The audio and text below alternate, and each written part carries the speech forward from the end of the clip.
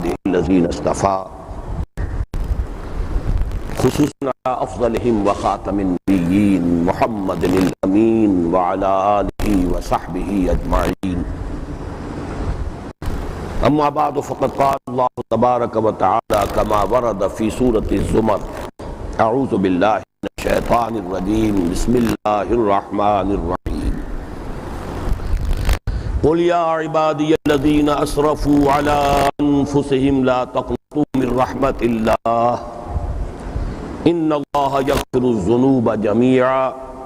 انه هو الغفور الرحيم. وانيبوا الى ربكم واسلموا له من قبل ان ياتيكم العذاب ثم لا تنصرون. واتبعوا احسن ما انزل اليكم من ربكم من قبل ان ياتيكم العذاب بغتة وانتم لا تشعرون. ان تقول نفس يا حسرة على ما فرطت في جنب الله وان كنت لمن الساخرين. او تقول لو ان الله هداني لكنت من المتقين. او تقول حين ترى العذاب لو ان لي كرة فاكون من المحسنين. صدق الله العظيم. رب اشرح لي صدري ويسر لي امري واحلل عقدة من لساني يفقهوا قولي. اللهم ربنا الهمنا رشدنا واعذنا من شرور انفسنا. اللهم ارنا الحق حقا وارزقنا اتباعه وارنا الباطل باطلا وارزقنا اجتنابه. اللهم وفقنا لما تحب وترضى وتقبل منا فانك خير المتقبلين. آمین یا رب العالمین. محترم رفقائے تنظیم اسلامی اور احباب گرامی اور معزز خواتین، اللہ کے فضل و کرم سے ہمارا یہ سہ روزہ حلقہ جاتی اجتماع تنظیم اسلامی حلقہ سندھ و بلوچستان کا اب اختتام پذیر ہو رہا ہے. اس کے ضمن میں سب سے پہلے تو مجھے ذاتی معذرت پیش کرنی ہے کہ میری شرکت اس میں اپنی خواہش کے علی الرغم بہت کم رہی ہے. میں اس سے بہت زیادہ چاہتا تھا کہ یہاں موجود رہوں، لیکن یہ کہ اب جو میری مختلف نوع قسم کی معذوریاں ہیں، مجبوریاں ہیں، اس کی وجہ سے رہائش یہاں ممکن نہیں تھی. اور جب رہائش کسی اور جگہ ہو تو آمد و رفت اور اس کا معاملہ جو ہے ظاہر بات ہے کہ پھر اتنا نہیں ہو سکتا جتنا کہ یہاں رہتے ہوئے ہو سکتا تھا یہاں پہ شرکت کا معاملہ. بھئی ہم اس دوران میں فارغ نہیں رہا ہوں، اگرچہ یقیناً میں نے آرام بھی کیا ہے، اس میں کوئی شک نہیں، جو میری اب اس عمر کا ایک تقاضا ہے. لیکن اس دوران میں بہت اہم ملاقاتیں ہوئی ہیں. چنانچہ ایک صاحب کے جو جماعت اسلامی کے سرپرستوں میں سے اور معاونین میں سے اہم شخص ہیں، شیخ خلیل اللہ والے، اور ان کے ساتھ شیخ مبین الدین احمد، یہ بھی جماعت اسلامی کے بہت پرانے رکن تھے کہ جو کسی مرحلے پر ایک خاص پس منظر تھا اس کا کہ جس میں وہ علیحدہ کر دیے گئے تھے، لیکن اس کے بعد سے مسلسل ان کا تعاون رہا ہے. اور اب بھی حالہ میں جو ایک مدرسہ ہے جماعت اسلامی کے زیر اہتمام، اس کو یہی حضرات چلا رہے ہیں، نگرانی کر رہے ہیں. کیونکہ ان حضرات کی بڑی خواہش تھی کہ کوئی تعاون جو ہے انجمن کے کاموں میں اور اس جماعت کے اس ادارے کے مابین ہو. تو ایک سلسلہ گفتگو کا چل رہا تھا، تو پہلی مرتبہ ان سے اس دوران میں 2 ملاقاتیں بہت مفصل ہوئی ہیں. اس کے علاوہ شاید آپ حیران بھی ہوں کہ میری ایک خاصی مفصل ملاقات جناب ممتاز بھٹو صاحب سے ہوئی ہے، اس لیے کہ اس سے پہلے ان کے داماد ہیں رضوان کیہر صاحب، ان سے 2 ملاقاتیں میری ہوئیں، وہ قیلی صاحب کی معرفت، اور اسی میں پھر انہوں نے چاہا تھا کہ میں ممتاز بھٹو صاحب سے بھی ملاقات کروں، اس لیے کہ وہ غالباً اس وقت جو قدیم سندھی ہیں، سندھ کے باشندے، ان کے حقوق کے اس وقت شاید سب سے بڑے چیمپئن ہیں، آج بھی ان کا بیان آیا ہے، تو میں نے چاہا کہ جو میرا موقف ہے وہ بھی میں ان کے سامنے رکھوں، اور یہ بڑی اچھی بات ہے کہ انہوں نے بڑے صبر کے ساتھ، سکون کے ساتھ میری بات سنی ہے، جزوی طور پر تائید بھی کی ہے، تسلیم بھی کیا ہے۔ یہ دوسری بات ہے کہ قوم کا ایک تصور ان کے ذہن میں بہت راسخ ہے، اس کا نکلنا آسان تو نہیں ہے، لیکن پھر بھی یہ یا تو انہوں نے اکرام کیا ہے میرا، اور بہرحال یہ بھی ایک بہت اچھی بات ہے جس کے لیے کہ مجھے ان کا شکریہ ادا کرنا چاہیے، اکراماً اور اعزازاً اگر انہوں نے میری بات سن لی ہے تب بھی، لیکن محسوس ہوتا تھا کہ کچھ باتیں جو ہیں وہ واقعتاً ان کو اپیل بھی کر رہی ہیں۔ تو آپ دعا کریں کہ یہ جو بڑی بڑی ہمارے ہاں خلیجیں حائل ہو گئی ہیں، اور اس میں واقعہ یہ ہے کہ ملاقاتیں نہ ہونے کی وجہ سے ان میں شدت پیدا ہوتی چلی جاتی ہے، اگر کوئی روابط ہوں تو پھر یہ کہ کچھ نہ کچھ کسی نہ کسی درجے میں افہام و تفہیم، ایک دوسرے کے موقف کو سمجھنے کا امکان تو ہو جاتا ہے۔ اسی طرح ایک صاحب امریکہ سے آئے ہوئے ہیں، وہاں مسلمانوں کی ایک تنظیم ہے سوشل سائنٹسٹ کی، اس کا ہیڈ کوارٹر جو ہے وہ شکاگو میں ہے، کراچی ہی سے یہ وہاں گئے تھے، اب 27 سال سے وہاں ہیں۔ ان سے بھی بڑی مفصل ملاقات ہوئی، اور سب سے زیادہ خوشی اس بات کی ہوئی کہ انہوں نے سندھ کے ایشو پر ایک کتاب لکھی ہے، اور انہوں نے کہا ہے کہ میں نے بہت مطالعے کے بعد، بہت غور و فکر کے بعد جو بات کہی ہے وہ وہی ہے جو آپ نے 4-6 مہینے پہلے کہی ہے، یعنی تقسیم سندھ، تقسیم کشمیر کا ایشو۔ میں جو بھی بات کرتا غلطی سے میں سندھ کہہ گیا ہوں، سندھ پر بھی ان کی ایک کتاب ہے لیکن وہ ابھی میرے دیکھنے میں نہیں آئی ہے، لیکن کشمیر کے ایشو پر انہوں نے بڑی ایک محققانہ کتاب لکھی ہے۔ دکھا تو مجھے گئے ہیں، ابھی دی نہیں ہے، وہ انشاءاللہ وعدہ ہے ان کا خلیل اللہ والد صاحب کا کہ وہ دونوں کتابیں مجھے پہنچا دیں گے۔ بہرحال ان سے بھی بڑی گفتگو رہی ہے الحمدللہ۔ بہرحال میری کیفیت اب کچھ دنوں سے یہ ہو گئی ہے کہ جتنا کچھ پروگرام طے ہو جائے کہ یہ مجھے کرنا ہے، اس وقت تک تو ہمت کھڑی رہتی ہے، لیکن جب ذرا منزل کے قریب پہنچتا ہوں تو دھیر ہو جاتا ہوں۔ یہی میرا معاملہ ابھی پچھلا جو میں نے دورہ کیا ہے ضلع ہزارہ کا اور آزاد کشمیر کا، اس میں بھی وہ آخری دن جو ہے میں بالکل ڈھیر ہو گیا تھا۔ یہی میری کیفیت آج صبح ہو گئی تھی، ورنہ میرا پختہ ارادہ تھا، اور میں نے وہ قیلی صاحب سے کہا تھا کہ مولانا سید وسیم اظہر ندوی صاحب کے خطاب میں مجھے ضرور شریک ہونا ہے، استفادے کے لیے بھی شریک ہونا ہے، اور ثانیاً یہ کہ یہ پروٹوکول ہے، وہ ہمارے بزرگ ہیں اور ان کی یہاں آمد ہمارے لیے یقیناً بہت مسرت افزا ہے۔ یہاں شرکت ان کا میں سمجھتا ہوں تعاون ہے، احسان ہے،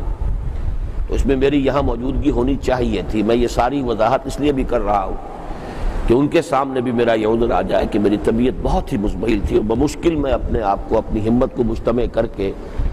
ابھی کوئی 15-20 منٹ کے اندر اندر میں نے کچھ نکات نوٹ کیے ہیں، ورنہ اس سے پہلے جبکہ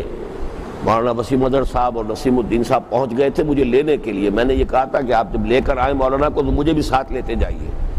اس وقت تک تو میں اٹھ ہی نہیں سکا تھا، اس کے بعد ہی میں نے پھر کچھ اپنے اشارات لکھے ہیں جو اس وقت آپ کے میں گوش گزار کر رہا ہوں۔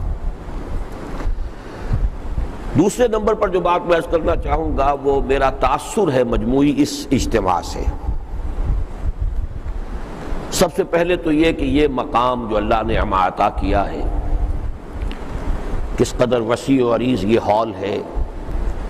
کتنے عمدہ انتظامات یہاں ہمارے لیے موجود ہیں، خواتین کے لیے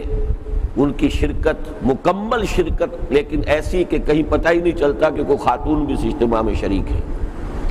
بالکل علیحدہ سا ایک نظام ہے، ان کے لیے علیحدہ باتھ رومز ہیں اور سب یہ معاملہ جو ہے، تو اس میں شعوری طور پر جن احباب کی اور جن ساتھیوں کی محنتوں کو دخل ہے، ان کے لیے دعا کیجئے کہ اللہ تعالیٰ ان کی اس محنت کو اور ان کی اس مشقت کو اور اس کے لیے جو بھاگ دوڑ انہوں نے کی ہے اس کو قبول فرمائے۔ ورنہ آپ کو معلوم ہے ہمارے ہاں مساجد جو ہیں ان کا تعلق فرقوں سے ہے۔ اب اس جمعے میں بھی 1-2 حضرات میرے پاس آئے تھے کہ یہ تو کراچی کے بالکل ایک کونے میں آپ نے کر لیا معاملہ، اب آپ کو اندازہ نہیں ہے کہ دور دراز سے آنا یہاں کتنا مشکل ہے۔ میں نے کہا مجھے اندازہ ہے، لیکن کیا کریں، اب جو بھی مساجد ہیں شہر کے اندر وہ فرقوں سے اور مختلف جو ہے مکاتب فکر سے ان کی کا الحاق ہے، وابستگی ہے، وہاں کون ہمیں اجازت دے گا کہ ہم اپنا کوئی اجتماع کر سکیں؟ بہرحال اس پر میں خاص طور پر یہ جامع القرآن، قرآن اکیڈمی، انجمن خدام القرآن سندھ، یہ ان تینوں کے جو کارکن ہیں، جو ان کے محتممین ہیں، منتظمین ہیں، ان سب کا میں بھی شکریہ ادا کرتا ہوں، اور آپ بھی شکریہ ادا کریں۔ من لم یشکر اللہ فلا یشکر اللہ، اور یہ کہ ان کے لیے دعائے خیر کریں، خصوصاً ہمارے ایک ساتھی شیخ عبد المجید صاحب، ان کی اصل میں ضد تھی جس کی وجہ سے یہ ادارہ بنا ہے، ورنہ نہ میں اس کے حق میں تھا اور نہ اس وقت سید سراج الحق صاحب یہاں کے صدر تھے انجمن کے، نہ وہ اس کے حق میں تھے، لیکن ان کا محبت بھرا اصرار تھا، بلکہ ضد کی حد تک کہ انہوں نے منوا لیا مجھ سے، اور میں نے حکماً پھر سید صاحب کو جو ہے یہ میں نے آمادہ کیا ہے، ورنہ وہ سرے سے آمادہ نہیں تھے، لیکن یہ کہ ان کی بھاگ دوڑ تھی۔ پھر زین العابدین صاحب نے اس میں بڑی محنت کی ہے، اور بھی رفقا نے، میں سب کا تو نام اس وقت نہیں لے سکتا، لیکن یہ کہ بہرحال جس نے محنت کی ہے اس کو اللہ تعالیٰ اجر عطا فرمائے، آپ بھی اس کے لیے دعا کریں۔ اس اجتماع کا جہاں تک تعلق ہے، اس میں حسن انتظام مجھے بہت نمایاں نظر آیا ہے، الحمدللہ۔ کہیں کوئی پیچیدگی نظر نہیں آئی، کہیں کوئی الجھن مجھے محسوس نہیں ہوئی، شاید آپ کو ہوئی ہو جو یہاں مقیم تھے، لیکن مجھے بحیثیت مجموعی جو تاثر ملا ہے وہ یہی ہے کہ بہت ہی عمدہ انتظام ہے، اور اس میں خاص طور پر حسن تقسیم کار، اس کا جو مظہر میرے سامنے اس اجتماع کے دوران آیا ہے، میں اس کا خاص طور پہ تذکرہ کرنا چاہتا ہوں، اس لیے کہ یہ بات میں نے خود بھی کہی تھی، نسیم الدین صاحب سے بھی کہی تھی، بعض اور دوسرے جو ناظمین ہیں مختلف حلقوں سے، وہاں بھی یہ بات کہتا ہوں کہ جو ناظم ہے حلقے کا، اس کے اندر اصل صلاحیت ہونی چاہیے تقسیم کار کی، اور کام تقسیم کر کے اس طریقے سے کام کو چلائے کہ یہ محسوس ہو کہ وہ خود تو کوئی کام کر ہی نہیں رہا۔ اگر وہ خود، یہ کولوکیل لینگویج کی لفظ میں استعمال کر رہا ہوں، خود لٹاپین نظر آئے، سرگرداں نظر آئے، معلوم ہوا کہ حواس باختہ ہے، کوئی ادھر کی بات اب یاد آئی ہے، ادھر کی بات اب یاد آئی ہے، کوئی ادھر سے کھینچ رہا ہے، ادھر سے کھینچ رہا ہے، تو یہ اس کی نااہلی پر دلالت کرتی ہے۔ اس میں اہلیت کا جو ہے مظہر وہ یہی ہوگا کہ معلوم ہو کہ یہ تو کوئی کام کر ہی نہیں رہے، حالانکہ در حقیقت وہ سارا کام جو ہے وہ اس تقسیم کار جو بر وقت کی گئی ہو، تمام جو بھی مسائل ہیں ان کا پہلے سے شعور و ادراک ہو گیا ہو، کیا کیا مسائل درپیش ہو سکتے ہیں اس کا پہلے سے اندازہ کر لیا جائے، اور پھر اس میں تقسیم کار کی جائے۔ تو میں خاص طور پر اس میں چاہتا ہوں کہ اپنا یہ تحسین جو ہے اس کو میں ریکارڈ پر لے آؤں کہ میں نے جو یہاں کیفیت اس اجتماع میں دیکھی ہے، یہی کیفیت میں چاہوں گا کہ ہر جگہ جہاں ہمارے اجتماعات حلقے وار ہوتے ہیں وہاں ہو۔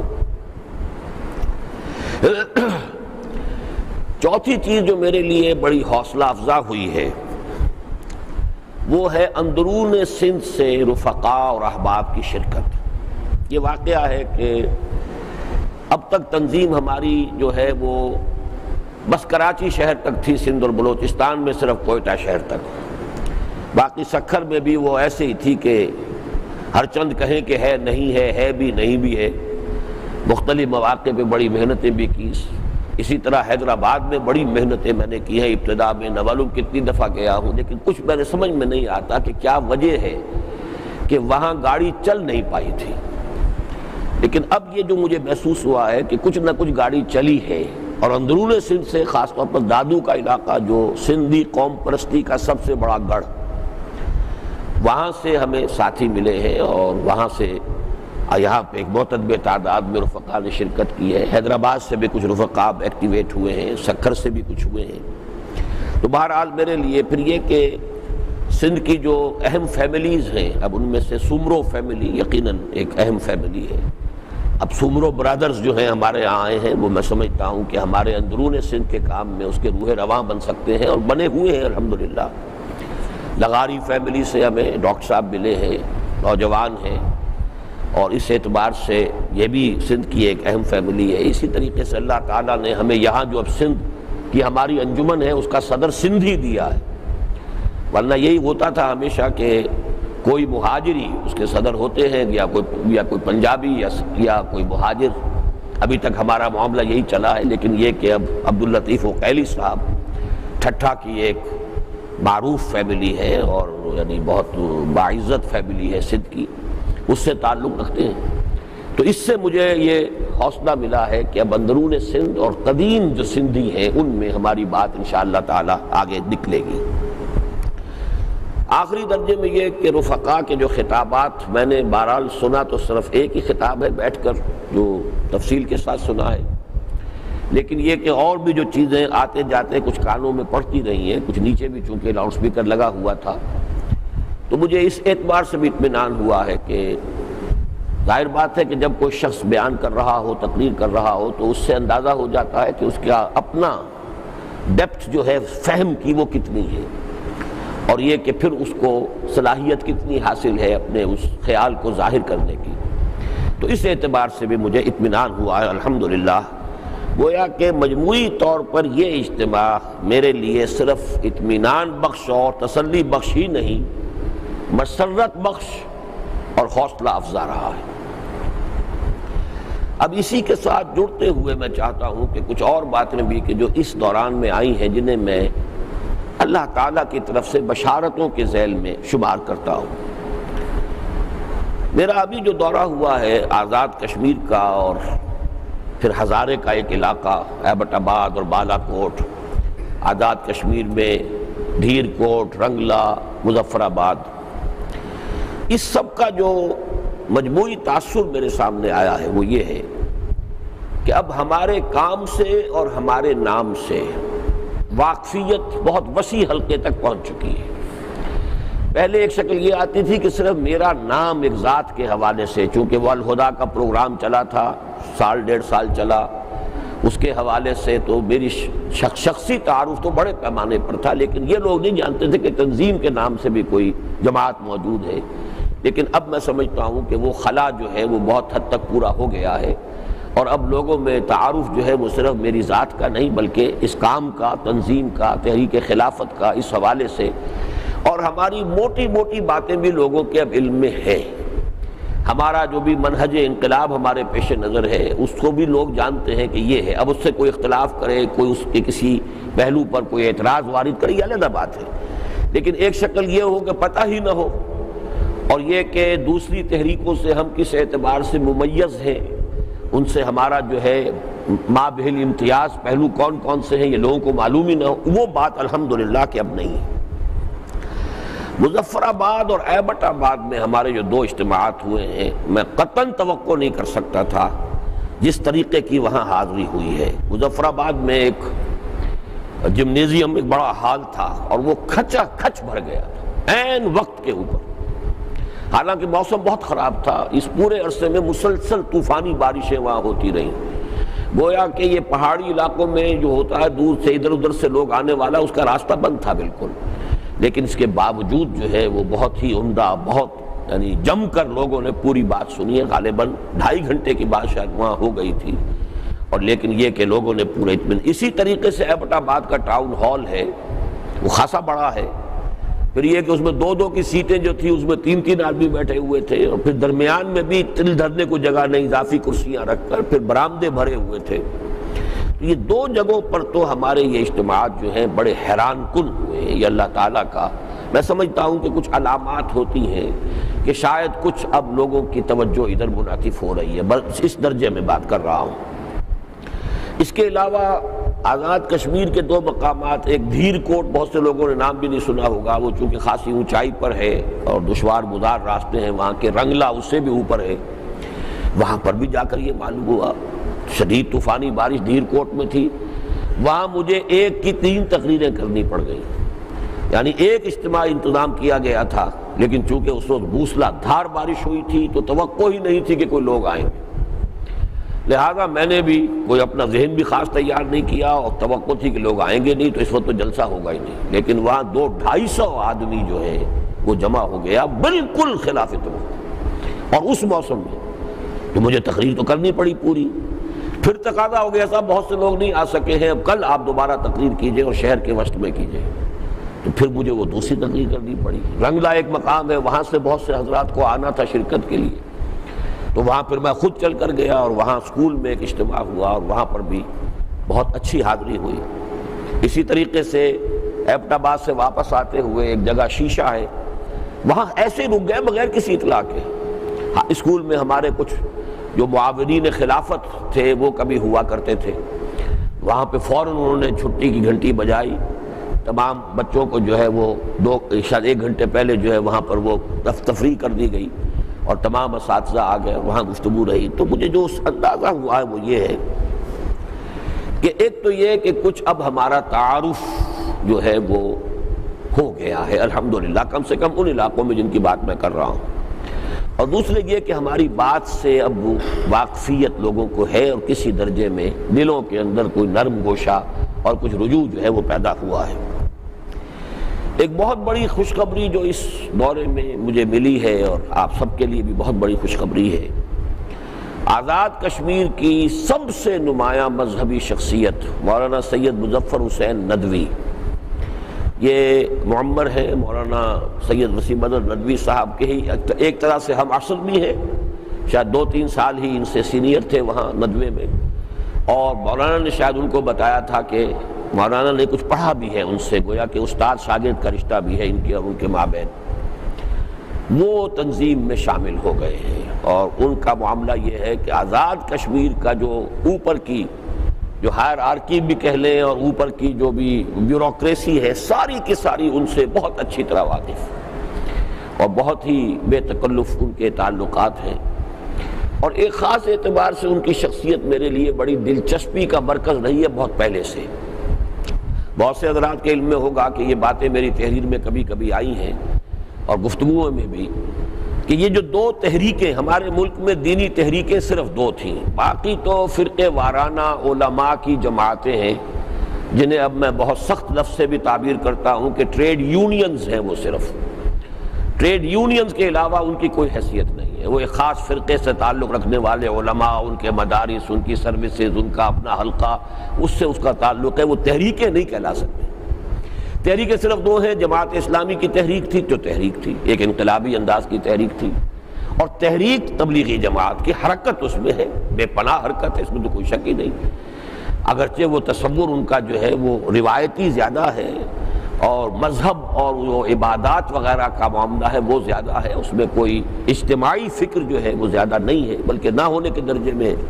لیکن حرکت بے پناہ ہے، حرکت تو جماعت اسلامی سے بڑھ کر ہے۔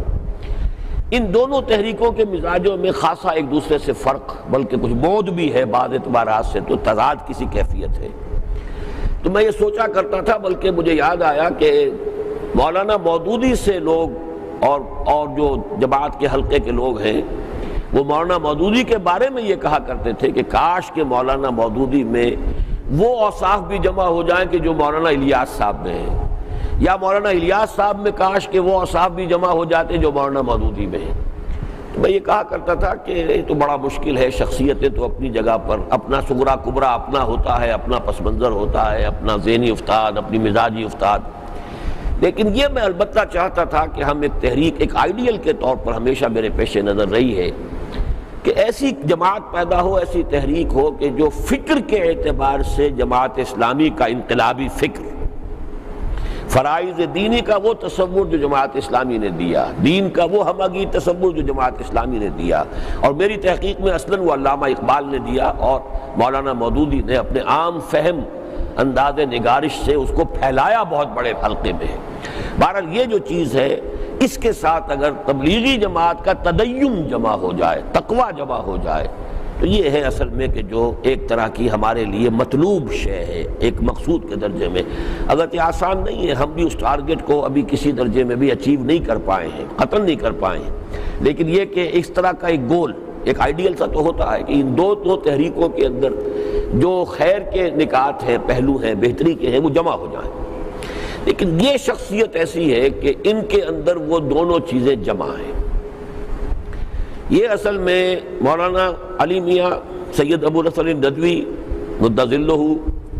اور مولانا مسعود عالم ندوی رحمۃ اللہ علیہ، ان دونوں کے بڑے چہیتے شاگرد تھے اور دونوں کے ساتھ ان کا بڑا گہرا تعلق رہا۔ یہ دونوں حضرات آ گئے تھے جماعت اسلامی میں، لیکن جماعت اسلامی میں شامل ہونے کے بعد مولانا مسعود عالم ندوی صاحب تو مستقل رہے، اپنی زندگی کے آخری سانس تک جماعت اسلامی ہی سے وابستہ رہے اور بہت بڑا کام کیا انہوں نے۔ مولانا مودودی کی کتابوں کو عربی میں جب ترجمہ کیا ہے اور مولانا مودودی کی شخصیت کا بھی وہاں تعارف ہوا ہے اس کے ذریعے سے، تو ایک بہت بڑا کام ہوا ہے ان کے ذریعے سے، اس میں کوئی شک نہیں۔ بلکہ اخوان کی تحریک میں جو جماعت اسلامی کے فکر کی جو اس کے اندر قلم لگی ہے وہ در حقیقت انہی کا یعنی کارنامہ سمجھیے۔ لیکن یہ کہ مولانا علی میاں وہاں سے پھر مایوس ہو کر بددل ہو کر علیحدہ ہو گئے تھے، اور پھر ان کا بہت عرصے تک ایک ایکٹیو تعلق جو ہے وہ تبلیغی جماعت کے ساتھ رہا۔ تو یہ ان دونوں کے ساتھ وابستہ تھے، تو لہٰذا یہ جماعت اور تبلیغی جماعت اس کے مابین کچھ دلچسپی ادھر بھی، کچھ ادھر بھی، کچھ وقت ادھر بھی لگایا ادھر بھی لگایا، اسی طرح کے اس تعلق کے ساتھ یہ رہے، مکمل کسی بھی جماعت یا تحریک میں شریک نہیں ہو سکے۔ تو اس پہلو سے ان کا شریک ہو جانا تنظیم اسلامی میں، اور اس وقت کے جب کہ ان کی عمر 75 برس ہے، اور اگرچہ اللہ کا شکر ہے کہ قوا ابھی ان کے بہت مجھ سے بہتر ہے، صحت ان کی جسمانی مجھ سے بہتر ہے، پہاڑی علاقے کے لوگ جفاکش ہوتے ہیں، فطرت کے مقاصد کی کرتا ہے ادگہ بانی، یا بندہ صحرائی یا مرد کوہستانی، تو الحمدللہ کہ وہ مجھ سے بہت بہتر صحت کے حامل ہیں اور وہ تنظیم میں اب شامل ہوئے ہیں، اللہ کا بڑا فضل ہے۔ اسی طریقے سے ایک اور چیز جو خوشخبری کی تھی وہ یہ کہ میں نے جو تقریر کی تھی شیعہ سنی مصالحت اور مفاہمت کی ضرورت، اس پر ایک اخبار میں پاکستان، روزنامہ پاکستان میں ایک مضمون چھپا جس میں کچھ تائید تھی، لیکن تھوڑا سا کچھ یہ بھی تھا کہ یہ جو بات کہہ رہے ہیں ابتدائی طور پر یہ ہوگا، لیکن یہ کہ اس سے آگے اور بہتر شکلیں بھی پیدا ہو سکتی ہیں۔ میں نے سونگ تو لیا تھا کہ یہ کوئی اہل تشیع ہے، لیکن اس کے نیچے تھا اخوت اکیڈمی، اور اخوت اکیڈمی، اخوت کا لفظ چونکہ خاکسار لوگ بھی اپنے لیے اخوت، ان کا بلکہ بیچ جو ہے وہ اخوت کے نام سے ہوتا ہے، تو میں اس میں تھا کہ یہ شیعہ ہیں، وہ جو مضمون بتا رہا تھا کہ اہل تشیع کا پیچھے پس منظر ہے، کوئی بہت ہی مائلڈ اور معتدل مزاج شیعہ ہے، نام اخوت والا جو ہے وہ جا رہا تھا خاکساروں کی طرف۔ بہرحال میں نے ان سے کوئی رابطہ کیا، شمس الحق صاحب سے کہا کہ ان سے رابطہ کریں، انہوں نے رابطہ کیا، انہیں بھی کچھ سمجھ میں نہیں آیا، جا کے ان کا ادارہ دیکھا، ادارے سے متاثر بھی ہوئے، کچھ نوجوان ہیں، بڑے اعلیٰ تعلیم یافتہ ہیں، بڑے ڈیووٹڈ ہیں، انہوں نے ادارہ بنایا ہے، کتابیں بہت ہیں، کمپیوٹرز، اور اس کے اوپر کئی ہزار کتابوں کے ڈسک ان کے پاس موجود ہیں، جب چاہیں وہ کتاب جو ہے وہ ڈالیں اس کے اندر، وہ ایک ڈسک کے اندر پوری کتاب ہے، کمپیوٹر پہ ڈالیے اور جو چاہیے لے لیجیے۔ بہت ہی یعنی جدید، ہمارے اعتبار سے جو ہماری اکیڈمیز ہیں اس سے یوں سمجھیے کہ شاید 10 سال آگے ان کا وہ ادارہ ہے، چاہے وہ ہے اپنی جگہ چھوٹا، لیکن جدید جو اب ہے ایجادات کا استعمال ابھی ہمارے ہاں اس درجے نہیں ہے۔ تو بہرحال وہ پھر مجھ سے ملنے آئے، اور وہ اگرچہ کچھ کترا رہے تھے، لیکن پھر میں نے اگلوا لیا کہ وہ شیعہ نوجوان ہیں سب کے سب۔ جب یہ ایران کا انقلاب آیا تو اس وقت وہ متاثر ہوئے اور ان کے اندر ایک جذبہ پیدا ہوا، اور سب اعلیٰ تعلیم اس وقت حاصل کر رہے تھے، کچھ مکمل کر چکے تھے، کچھ درمیان میں تھے، پروفیشنلز۔ انہوں نے چھوڑا اپنی تعلیم کو درمیان، قم چلے گئے، 5-6 سال وہاں رہ کر آئے، ساری تعلیم اپنی مکمل کی، اب آ کر مختلف یونیورسٹیز میں پی ایچ ڈیز کے کورسز بھی لے لیے ہیں، کر رہے ہیں، اور یہ ادارہ بنا لیا۔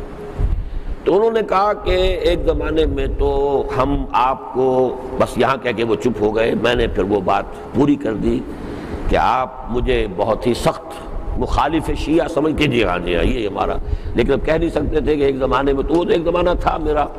کہ جس میں وہ کچھ میرے ایک تقریر کے اوپر جو بھی رد عمل ہوا تھا، لیکن یہ کہ اس کے بعد ہم نے آپ کی باتیں سمجھی تو سمجھ میں آیا کہ بات تو ٹھیک ہی ہے جو کہتے ہیں۔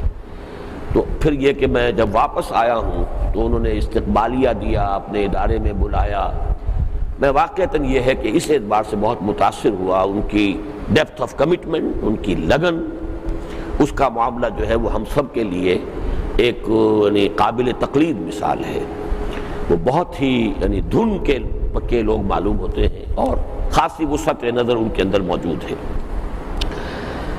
بہرحال اس اعتبار سے میں آپ سے عرض کر دوں کہ بلکہ ایک اور چیز رہ گئی، پھر میں نے ایک اور دورہ کیا ہے۔ واقعہ یہ ہے کہ اس دوران میں جو بھی یہ چیزیں سامنے آئی ہیں تو میری بوڑھی رگوں میں بھی کوئی جوان خون میں نے دوڑتا محسوس کیا ہے، اور میں نے یہ دورہ کیا ہے تو یہ اسی طرح کا طوفانی دورہ تھا جو کبھی میں اپنی جوانی میں کیا کرتا تھا۔ واپس آتے ہی صرف ایک دن جمعہ میں نے پڑھایا ہے، اگلے دن پھر میں نکل گیا۔ شیخو پورہ میں ایک خاندان جو کہ ضلع مظفر نگر ہی سے تعلق ہے یو پی کے، ان سے ملاقات کی۔ پھر میں گیا سانگلا ہل، پہلی مرتبہ اپنی زندگی میں، حالانکہ وہ صرف 60 میل ہے وہاں سے۔ وہاں جو اجتماع دیکھا ہے وہ بھی میرے لیے نہایت حیران کن تھا۔ ہمارے ایک رفیق وہاں دھن کے پکے ڈاکٹر حیات محمد صاحب ہیں، لیکن انہوں نے جو کام کیا ہے وہاں پر،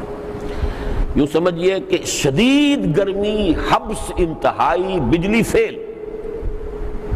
لیکن مجال ہے کہ 300-400 آدمی جو وہاں جمع تھا اس میں سے کوئی ایک آدمی اٹھا، اور تقریر میری تو وہی، میری نصاب تو اس سے کم ہوتا نہیں، 1.5 گھنٹے سے کم کی تقریر تو ہوتی نہیں، حالانکہ شرابور میں بھی تھا، لیکن یہ کہ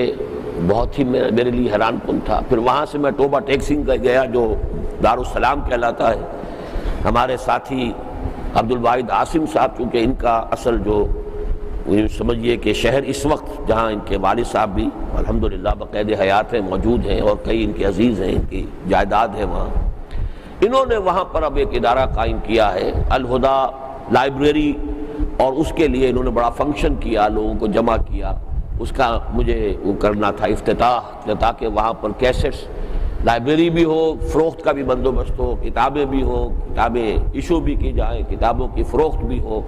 اور دارالسلام اس کا نام بنا ہے، جبکہ بھاشانی صاحب نے اس کو مرکز بنا لیا تھا اپنا، اس ٹوبہ ٹیکسنگ کو۔ اور کسان تحریک جو ہے پنجاب میں، اس کا سب سے بڑا گڑھ جو ہے وہ، اور اس میں کہ جو یعنی کمیونسٹ نظریات کی آمیزش کے ساتھ جو کسان تحریک تھی، اس کا گڑھ ٹوبہ ٹیکسنگ تھا۔ لیکن الحمدللہ وہاں پر بھی ہمارے بھائی عبدالواحد عاصم صاحب، پہلے بھی میں ایک مرتبہ ہو کے آیا ہوں کچھ ہی دن پہلے، لیکن خاص اس کے لیے بھی انہوں نے ہی خصوصی اہتمام کیا تھا، خصوصی سفر کیا تھا، یہاں سے گئے تھے، اور اب بھی جو ہے انہوں نے وہاں محنت کی ہے۔ اللہ تعالیٰ ان کی محنتوں کو وہاں برابر کرے۔ اس میں جو ایک تاثر آخری میں بیان کرنا چاہتا ہوں یہ ہے کہ محسوس ایسا ہو رہا ہے کہ، اور کل بھی جو یہاں تعارف ہوئے ہیں اس سے بھی اندازہ ہوا، جمعیت علماء اسلام کے بھی کچھ نوجوان اور کچھ اس سے وابستہ سنجیدہ لوگ اب دل برداشتہ ہیں اپنی اس روش سے کہ جو ان کی جماعت نے اختیار کی ہوئی ہے۔ خود جماعت اسلامی کے اندر بہت بڑی تعداد میں لوگ موجود ہیں کہ جو مطمئن نہیں ہیں، لیکن چونکہ کوئی اور کشتی نظر نہیں آتی تو آدمی جو ہے، یہ میں نے بارہا اپنی تقریروں میں کہا ہے کہ جہاز میں آگ بھی لگ گئی ہو تب بھی آدمی سمندر میں چھلانگ نہیں لگاتا۔ اگر تو تیرنا آتا ہو، کوئی ماہر پیراک ہو تو چھلانگ لگا دے گا، اب تیرنا بھی نہیں آتا تو سمندر میں چھلانگ لگائیں گے تو بھی ڈوب کے مرنا ہے۔ تو اس سے یہ کیا پتا آگ جو ہے وہ بجھی جائے، آگ پر قابو پا لیا جائے، تو اس جلتے ہوئے جہاز کو بھی کوئی چھوڑتا نہیں ہے۔ ہاں کوئی قریب میں سے کشتی گزرتی ہوئی نظر آئے کہ یہ ہے، میں ذرا دوڑ کے اس کو پکڑ لوں گا یا کہیں سے میرا امکان ہے، تو وہ کشتی اگر نظر آئے تو تب تو آدمی چھلانگ لگاتا ہے، ورنہ چھلانگ نہیں لگاتا۔ یہ جو تحریک تھی جماعت اسلامی کی، اس نے جو ہوتے ہوتے جو شکل اختیار کر لی ہے، میں اس کی تفصیل میں نہیں جاننا چاہتا، اس کی وجہ سے بہت بڑا طبقہ ہے کہ جو غیر مطمئن ہے، اور وہ اس بات پر تو کنونس ہو چکا ہے کہ انتخابات کے ذریعے سے کچھ نہیں ہوگا۔ اب یہ ایک بڑی ایڈونچرزم ہے جس کا کہ آغاز کیا ہے قاضی صاحب نے، میں اس کے بارے میں مزید کچھ نہیں کہنا چاہتا، وہ ایک بہت بڑا انہوں نے جو ہے وہ کیا اس کو کہا جائے کہ رسک لیا ہے۔ اب اس میں کامیابی کا بھی اگر کچھ امکان ہے تو ناکامی کا بھی ہے، اور اگر ناکامی کا معاملہ ہو گیا تو اس کا جو ہے فرسٹریشن اس کی بہت شدید ہوگی۔ تو اسی طرح جمعیت طلبہ جو ہے، اسلامی جمعیت طلبہ، اس کے حلقوں کے اندر تو اب وہاں سے جمعیت سے ہمیں 2 نہایت اہم کارکن ملے ہیں، جمعیت میں بڑی اہمیت کے حامل تھے، شاہد مجید جن کا مضمون بھی چھپا ہے، اور ناصر خان جو پورے پنجاب کی جمعیت کے معتمد تھے، اور اب وہ ہمارے ہاں پنڈی میں وہ شامل ہوئے ہیں، ان کا بھی ایک طویل مضمون لکھا ہوا آیا پڑا ہے، شاید وہ ہم شائع کریں۔ جمعیت علماء اسلام کے بھی صوبہ سرحد کے ایک بہت اہم کارکن تھے، جو پھر کچھ بددل سے ہو کر وہ پھر فوج میں انہوں نے ملازمت اختیار کر لی تھی، جو وہاں پہ علماء کی ایک ہوتی ہے سروس، لیکن جب سے وہ کئی سال کی بات ہے، اب یہ کوئی 1-2 دن کی بات نہیں ہے، وہ ہم سے رابطے میں آئے تو اب انہوں نے پھر تنظیم میں شمولیت اختیار کی، اور اب انہوں نے فوج کی ملازمت چھوڑ کر استعفیٰ دے کر اور وہ اپنے علاقے میں جا کر ابھی میں ان کا نام وغیرہ آپ کو بتانا نہیں چاہتا، وہ کام کریں گے انشاءاللہ تعالیٰ، اور توقع ہے کہ وہ جمعیت کے اندر انہوں نے کہا کہ ہمارا اندازہ ہے کہ بہت سے لوگ جو ہیں بے چین ہیں اور پریشان ہیں، بلکہ انہوں نے بتایا کہ طالبان کی جو تحریک ہے ان کے بہت سے ساتھی اس میں بڑے اہم مناصب پر فائز ہیں۔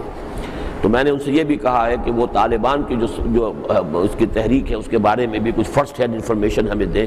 بہرحال یہ میں صرف اس اعتبار سے کہہ رہا ہوں، آج بھی جمعیت علماء اسلام کے ایک اہم عالم دین ہے کراچی کے، ان سے ملاقات ہونے والی ہے، وہ بھی بدل ہو کر جمعیت سے مستعفی ہو چکے ہیں، جمعیت علماء اسلام سے، اور اہم یہاں کے عالم دین ہیں۔ اگرچہ ابھی تنظیم کے بارے میں ان کی کیا رائے ہے کیا نہیں ہے یہ میں کچھ نہیں جانتا، آج ان سے ملاقات انشاءاللہ شام کو ہوگی کھانے پر۔ اگلے نمبر پر میں کچھ باتیں کہنا چاہتا ہوں۔ غلام محمد سومرو صاحب نے جو کل کچھ اظہار خیال، زبردستی کا اظہار خیال کر لیا تھا، اور انہوں نے بتا بھی دیا تھا کہ یہ میں چاہتا تھا کہ کوئی موقع ہو اور میں یہ باتیں جو ہے وہ کروں، تو انہوں نے وہ موقع نکال لیا۔ جو اندہ یا بندہ، وہ تو جو بھی کسی چیز کی کسی آدمی کو دھن لگی ہوئی ہو تو کہیں نہ کہیں وہ موقع نکال لیتا ہے۔ تو انہوں نے جو دو باتیں کہی ہیں ان میں سے ایک تو میرے لیے حد درجے مسرت بخش ہے اور بہت اطمینان بخش ہے۔ ان کا یہ کہنا کہ مجھے اب تنظیم کے فکر، تنظیم کے طریقہ کار پر مکمل انشراح ہے۔ یہ اصل میں چونکہ میں ان سے واقف ہوں تو میں اب جانتا ہوں کہ ان کے ان الفاظ کے معنی کیا ہیں اور اس کا وزن کیا ہے، جو نہیں جانتے تو وہ نہیں سمجھ سکتے۔ ان کا مزاج بڑا تنقیدی ہے اور تحقیقی ہے، اور جب سے یہ تنظیم میں آئے ہیں مجھ سے مسلسل لڑتے رہے ہیں، کبھی سندھ کے مسئلے پر، کبھی زمین کے مسئلے پر، کبھی رجم کے ایشو پر، کبھی مولانا اصلاحی صاحب کے بارے میں، کبھی جماعت اسلامی کے بارے میں۔ لیکن یہ کہ استقامت اور ثبات یہ تھا کہ تنظیم سے وابستہ رہے، اور میں کبھی کبھی یہ جملہ کہتا ہوں کہ لڑتے بھڑتے ساتھ چلتے رہنا بہتر ہے کہ ساتھ چھوڑ جائے آدمی، ساتھ تو چلے نا، لڑے بھڑے کوئی بات نہیں، اختلاف ہو، سب کچھ ہو۔ اور میں نے بارہا کہا ہے کہ خاص طور پر سندھی ہمارے ساتھی جو ہیں، مجھے معلوم ہے کہ وہ کس قدر ایک مشکل کے اندر مبتلا ہوتے ہیں کہ میرے کچھ نظریات ہیں سندھ کے بارے میں، اور وہ اوور آل جو میری پاکستان کی سیاسی سچویشن ہے اور اس کے لیے جو حل ہم نے تحریک خلافت کے تحت تجویز کیے ہیں، ان میں ایک بات چونکہ وہ ہوتے ہوتے آ جاتی ہے کہ سندھ کی تقسیم بھی ہو، اور یہ گویا کہ سب سے بڑی گالی ہے جو کسی سندھی کو سننے میں آئے، اور ایسی جماعت کے ساتھ کسی سندھی کا شریک ہونا کہ جو یہ بات بھی کہہ رہا ہو، وہ چاہے اور 10 باتیں بہت اچھی کہہ رہا ہو، لیکن یہ 11ویں بات جو اس نے کی ہے وہ اس نے دودھ کے اندر جو زہر ملا دیا ہے، تو اس کے بعد کوئی سمجھیے کہ بات سننے کے لیے ذہن آمادہ نہیں ہوگا، کان بند ہو جائیں گے، دل بند ہو جائیں گے۔ تو میں نے ایک شورا میں بھی کہا تھا کہ میں اپنے ان سندھی ساتھیوں کو سلام کرتا ہوں کہ جو میرا ساتھ دے رہے ہیں اس پوری صورتحال کے باوجود۔ لیکن میں کیا کروں، جسے آج کل کہا جاتا ہے کہ ضمیر کا قیدی، میں ضمیر کا قیدی ہوں۔ میری ایک رائے ہے، پہلی رائے یہ ہے کہ مجھے اگرچہ ایکٹیو پالیٹکس بمانی انتخابات میں نہ میں نے حصہ لینا ہے نہ تنظیم نے حصہ لینا ہے، لیکن نظری سیاست کے اندر بھرپور حصہ لینا ہے۔ یہ ہمارے لیے حکم ہے، الدین والنصیحہ، قیل لمن یا رسول اللہ، قال للہ ولکتابہ ولرسولہ ولائمۃ المسلمین وعامتہم۔ تبصرہ کرنا، رائے دینا، تجاویز دینا، ملک و ملت کی بہتری کے لیے، مسلمانوں کی بہتری کے لیے، پاکستان کی بہتری کے لیے، یہ میں تو لازم سمجھتا ہوں اپنے اوپر۔ پھر جو رائے میری ہو جاتی ہے میں یہ نہیں دیکھتا کہ اس کا نتیجہ کیا نکلے گا، میں اس کے لیے تو تیار رہتا ہوں کہ کوئی دلیل سے مجھے قائل کر لے، لیکن یہ کہ وہ ناراض ہو جائیں گے یا یہ ناراض ہو جائیں گے، اس سے مجھے کوئی بحث نہیں ہوتی۔ تو میں اپنے اس ضمیر کا قیدی، وہ ہیں سندھ سے تعلق رکھنے والے جنہیں فیس کرنا پڑتا ہے جا کے سندھ میں۔ بہرحال یہ جو ان کا تنقیدی مزاج ہے وہ تو کل بھی آپ کے سامنے آ گیا ہوگا کہ وہ فوٹو ووٹو کے مسئلے پر ان کا جو انداز تھا وہ خاصا جارحانہ انداز تھا۔ وہ تو اس حوالے سے میں آپ سے کہہ رہا ہوں کہ ان کا کامل انشراح ہو جانا یہ میرے نزدیک ایک بہت بڑی بشارت ہے کہ تنظیم انشاءاللہ تعالی اب سندھ کے اندرونی علاقوں کے اندر، اس لیے کہ اس پر جو ہے دار و مدار ہوتا ہے، جتنا انشراح ہوگا اتنا ہی پھر آدمی اس کے لیے بھاگ دوڑ کرتا ہے، کام کرتا ہے، محنت کرتا ہے، ریزرویشنز پھر نہیں رہتی ہیں۔ تو اس پر تو مجھے یہ یقیناً بہت خوشی ہے، میں ان کا بھی شکریہ ادا کرتا ہوں کہ انہوں نے یہ الفاظ کہہ کر میرا بھی خون بڑھ گیا ہے، میرا حوصلہ جو ہے اس میں اضافہ ہوا ہے۔ لیکن دوسری بات جو انہوں نے فرمائی تھی اس میں مبالغہ ہے، اگرچہ ارادی نہیں ہے، وہ غیر ارادی مبالغہ ہے ان کا، اور انہوں نے مجھے رائے بھی دی ہے، وہ اپنا تاثر ہے ان کا، لیکن میں اس کی تصحیح ضروری سمجھتا ہوں، اور میں اس کو ریکارڈ پر لے آنا چاہتا ہوں کہ واقعہ یہ ہے کہ میں نہ صرف یہ کہ مفسر قرآن نہیں ہوں، میں تو مترجم قرآن بھی نہیں ہوں، اس لیے کہ عربی زبان کا اتنا گہرا علم، اس کے صرف و نحو کا اور اس کے وہ دوسرے جو اور الائڈ سبجیکٹس ہوتے ہیں، بلاغت اور فصاحت کے اصول اور یہ تمام چیزیں جو ہیں، یہ میں تو ان کا کبھی بھی باضابطہ طالب علم نہیں رہا ہوں، لہذا مفسر ہونا یہ قطعاً اس کو تو بلکہ آپ کبھی اپنی زبان پر لایا ہی نہ کریں، بہت احتیاط کریں کہ میرے لیے یہ لفظ کبھی آپ کی زبان سے نہ نکلے، اور میں واقعہ یہ ہے کہ اس میں کسی بھی انکسار سے، میرے مزاج میں انکساری اس طرح کی ہے بھی نہیں ہے، میں تو ابھی ایک دعویٰ جو ہے جو میں کر رہا ہوں کچھ دنوں سے، وہ اب بھی دہراؤں گا تاکہ آپ کو معلوم ہو جائے کہ وہ انکساری والی بات نہیں ہے، یہ وہ بالکل ایک حقیقت ہے جو میں بیان کر رہا ہوں۔ میں قرآن کا طالب علم ہوں، خادم ہوں، داعی ہوں، مبلغ ہوں، سب سے بڑھ کر مدرس ہوں، لیکن وہ بھی جزوی، کل قرآن کا مدرس میں نہیں ہوں۔ قرآن مجید میں آیات احکام یہ بس میں گزر جاتا ہوں، اور جو بھی آراء ہے، جو بھی مفسرین اور فقہا کی وہ بیان کر کے اس میں کبھی اپنا عقول نہیں لگاتا، کبھی اپنی کوئی رائے جو ہے وہ پیش نہیں کرتا، بعض اوقات رائے ہوتی بھی ہے، میں اسے ہولڈ کرتا ہوں، اس لیے کہ یہ میرا مقام نہیں ہے بالکل۔ یہ اس حوالے سے سمجھ لیجئے کہ مدرس بھی میں پورے قرآن کا نہیں، اسی وجہ سے میں نے منتخب نصاب کو جو ہے میں اصل مدرس تو منتخب نصاب کا ہوں، باقی یہ ہے کہ دورہ ترجمہ قرآن میں ایک ربط قائم کر دینا مضامین کا، وہ ایک دوسری بات ہے، لیکن یہ کہ مفسر ہونے کے لیے، بلکہ ایک بات اور ہے جو میں عرض کر دوں آپ سے، کہ میرا موضوع تو ہے قرآن کی دعوت، قرآن کا پیغام، قرآن کا فکر، قرآن کا فلسفہ، قرآن کی حکمت، یہ میرا موضوع ہے، احکام نہیں۔ لیکن واقعہ یہ ہے کہ مفسرین کے لیے بھی اکثر و بیشتر میں سمجھتا ہوں کہ پورے قرآن کی تفسیر لکھنے کا فیصلہ ایک آزمائش اور فتنہ بن گیا، اس لیے کہ ہر شخص کا ذوق ہوتا ہے کسی خاص میدان میں، اور پورے قرآن کی تفسیر جب لکھے گا تو اسے باقی ظاہر بات ہے ہر آیت کے بارے میں کچھ نہ کچھ تو کہنا ہی ہے۔ یہی وجہ ہے کہ ایک لطیفہ بھی ہوا تھا، ہمارے جماعت اسلامی کے پرانے ساتھیوں میں سے ظفر الحسن صاحب ہوتے تھے یہاں کراچی میں، لکھنؤ کے رہنے والے، تو مولانا اصلاحی صاحب نے جب تفسیر تدبر قرآن کی پہلی جلد لکھی اور وہ اپنے بہت احباب کو جو قریبی تھے انہیں ہدیتاً بھی بھیجی، پھر وہ پوچھتے تھے کیا رائے ہے، تو ان سے کہیں پوچھ لیا، کہیں ملاقات کے لیے گئے کہ کیا آپ نے وہ تفسیر کے بارے میں کیا رائے قائم کی، تو انہوں نے کہا مولانا مجھے تو وہ کوئی مختلف نظر نہیں آئی بقیہ تفسیروں سے، تو مولانا کہتے ہیں میں سر پکڑ کے بیٹھ گیا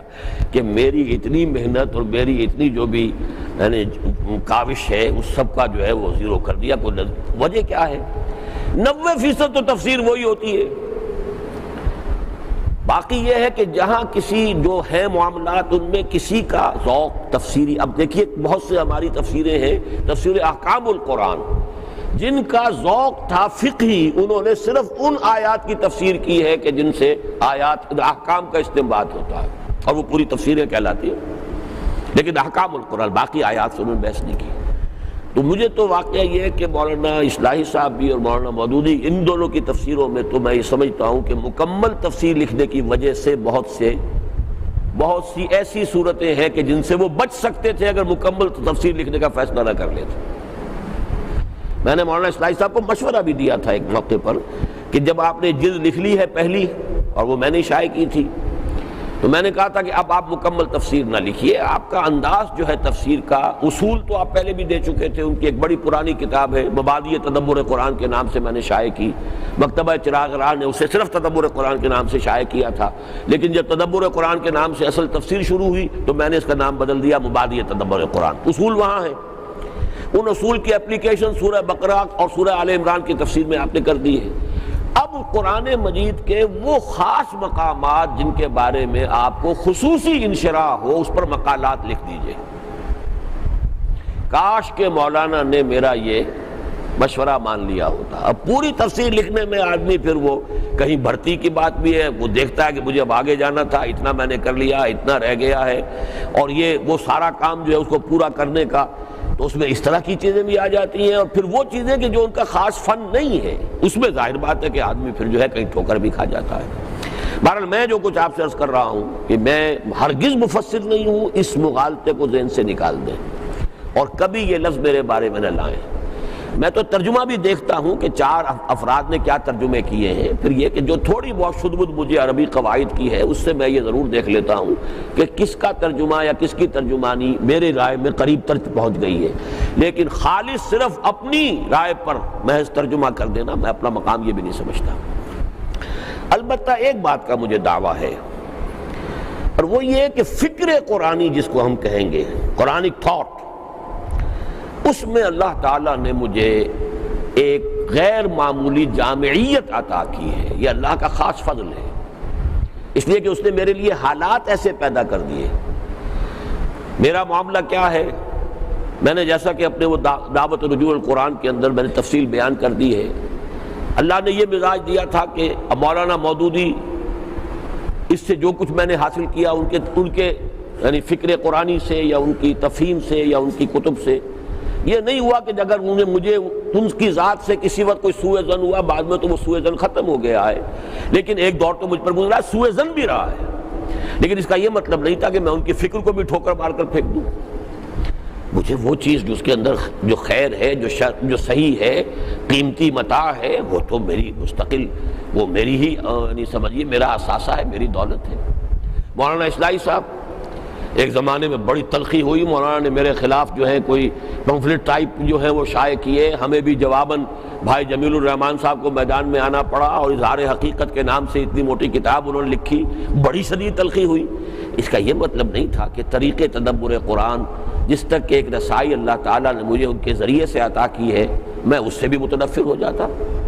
وہاں پر بھی یہ ہے کہ وہ ایک متاع ہے جو اللہ نے مجھے دی ہے. ڈاکٹر رفیع الدین صاحب اور علامہ اقبال، ان کے ذریعے سے جو چیزیں، چونکہ سائنس، اب یہ دونوں حضرات سائنس کے طالب علم نہیں رہے. ڈاکٹر رفیع الدین چونکہ بیسیکلی ان کا ارادہ تھا ڈاکٹر بننے کا، FSc میڈیکل کیا تھا انہوں نے، وہ تو بعد میں پھر شفٹ کر گئے اور وہ فلسفے اور لٹریچر کی طرف چلے گئے، ورنہ انہوں نے FSc میڈیکل کیا تھا تو سائنس کا بیک گراؤنڈ تھا. لہذا جو سائنس اور قرآن کے موضوع پر جو کچھ انہوں نے لکھا ہے میں نے استفادہ کیا ہے، اور یہ کہ بعض چیزوں تک میں خود بھی پہنچ چکا تھا اس لیے کہ میں سائنس کا میں طالب علم رہا تھا. تو یہ جو چیزیں ہیں کہ مجھے جہاں سے، اور پھر اللہ کا شکر ہے کہ یہ کتاب جو ہے میں نے یہ طے کر لیا تھا کہ اسلاف سے کہیں اپنے آپ کو جدا نہیں کرنا. یہ تو ہو سکتا ہے کہ ایک بات اسلاف نے کہی ہے اور اس کی یہ 4 حکمتیں بیان کی، میں اس میں 5ویں حکمت بیان کر دوں، یہ دوسری بات ہے. لیکن یہ کہ اسلاف کے معاملات سے اجماع جہاں ہو نہیں ہٹنا، چاہے میری عقل نہ مان رہی ہو، میں عقل سے استعفیٰ دے دوں گا لیکن اجماع امت کے خلاف نہیں جاؤں گا. یہ اصل میں، اور اس کے لیے میں سب سے زیادہ جو ممنون احسان ہوں شیخ الہند اور شیخ الاسلام مولانا شبیر احمد عثمانی اور مولانا محمود حسن، ان کا جو یہ مشترک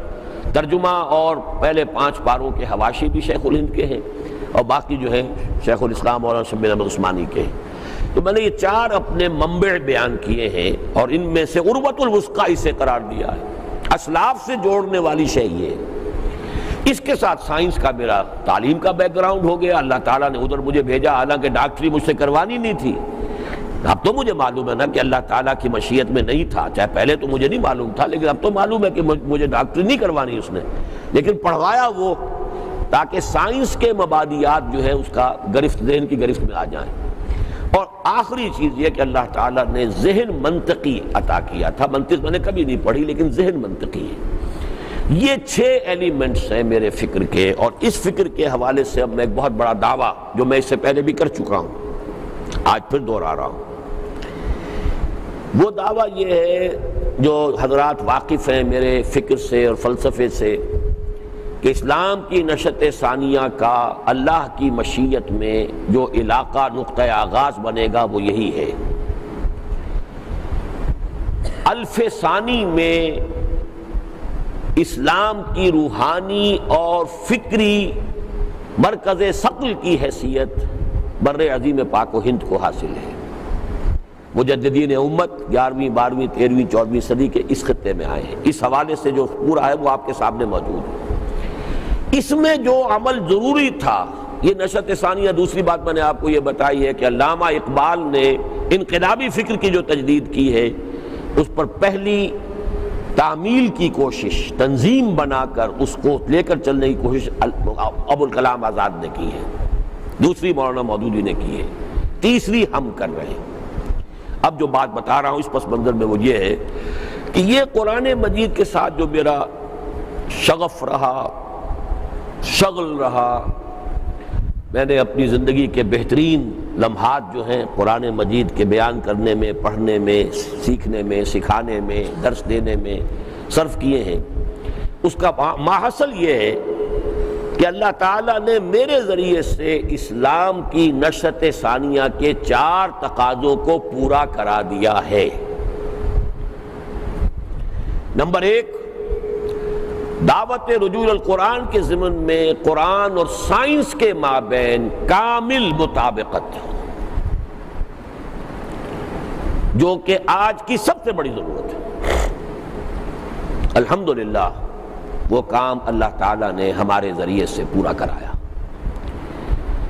اقامت دین کی جد و جہد کے سلسلے میں 3 کام، فرائض دینی کا جامع تصور، چاہے ہمیں کہیں سے ملا، مولانا مودودی سے ملا، مولانا اصلاحی سے ملا، مولانا اصلاحی کی دعوت دین اور اس کا طریقہ کار، اس کا خاص چیپٹر جو ہے تبلیغ کس لیے، مولانا مودودی کی شہادت حق اور مختلف مطالبات وہ دعوت اسلامی اور اس کے مطالبات وغیرہ بہت سی کتابیں ہیں۔ پھر مولانا مودودی کا وہ فکر جو قرآن کی 4 بنیادی اصطلاحوں میں سامنے آتا ہے۔ بہرحال اس کے اندر جو ہے قرآن مجید اور سنت و سیرت رسول کے ساتھ اس کا مضبوط تعلق قائم کر دینا، یہ میں سمجھتا ہوں کہ تکمیلی درجے میں ہمارے ذریعے سے ہو گیا اللہ کے فضل و کرم سے۔ اس کا جو نتیجہ نکلے گا وہ میں بعد میں بتاؤں گا۔ اسی طرح منہج انقلاب نبوی،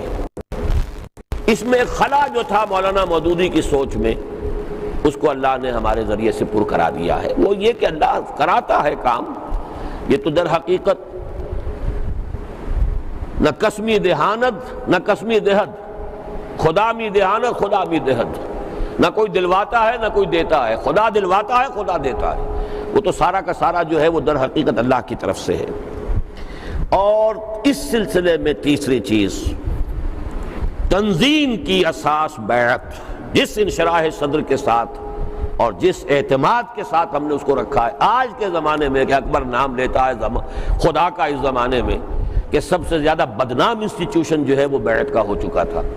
ہم نے اس کو زندہ کیا اللہ کے فضل و کرم سے۔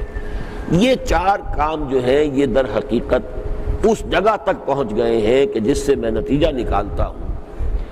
کہ یہ جو خلافت علی منہاج النبوہ دوبارہ دنیا میں قائم ہونے کا عمل ہے، مجھے تقریباً یقین ہے کہ نیکسٹ جنریشن میں یہ مکمل ہو جائے، بالفعل ہو جائے، اس لیے کہ اس کے اندر 4 جنریشن آ چکی ہیں۔ I am the 4th۔ Iqbal, Abul Kalam Maududi, تنظیم، اس میں جس پہلو سے خلا تھا وہ ہم نے پورا کر دیا۔ بعض چیزیں تھیں جو پہلے تھیں، ابوالکلام نے بیعت پر بنائی تھی، اور اب ثابت ہو گیا اقبال چاہتا تھا کہ بیعت کی بنیاد پر تنظیم قائم ہو۔ یہ اتنا بڑا انکشاف ہے، اور ایک روحانی تجربہ بیان کر رہے ہیں۔ جب میں انگلستان میں تھا تب مجھے اشارہ ہوا تھا، یہ مضمون جو 2 قسطوں میں اس تازہ میں مکمل ہو گیا ہے، بیعت کی بنیاد پر۔ وہ باتیں کہ جو ہم نے کی تھی،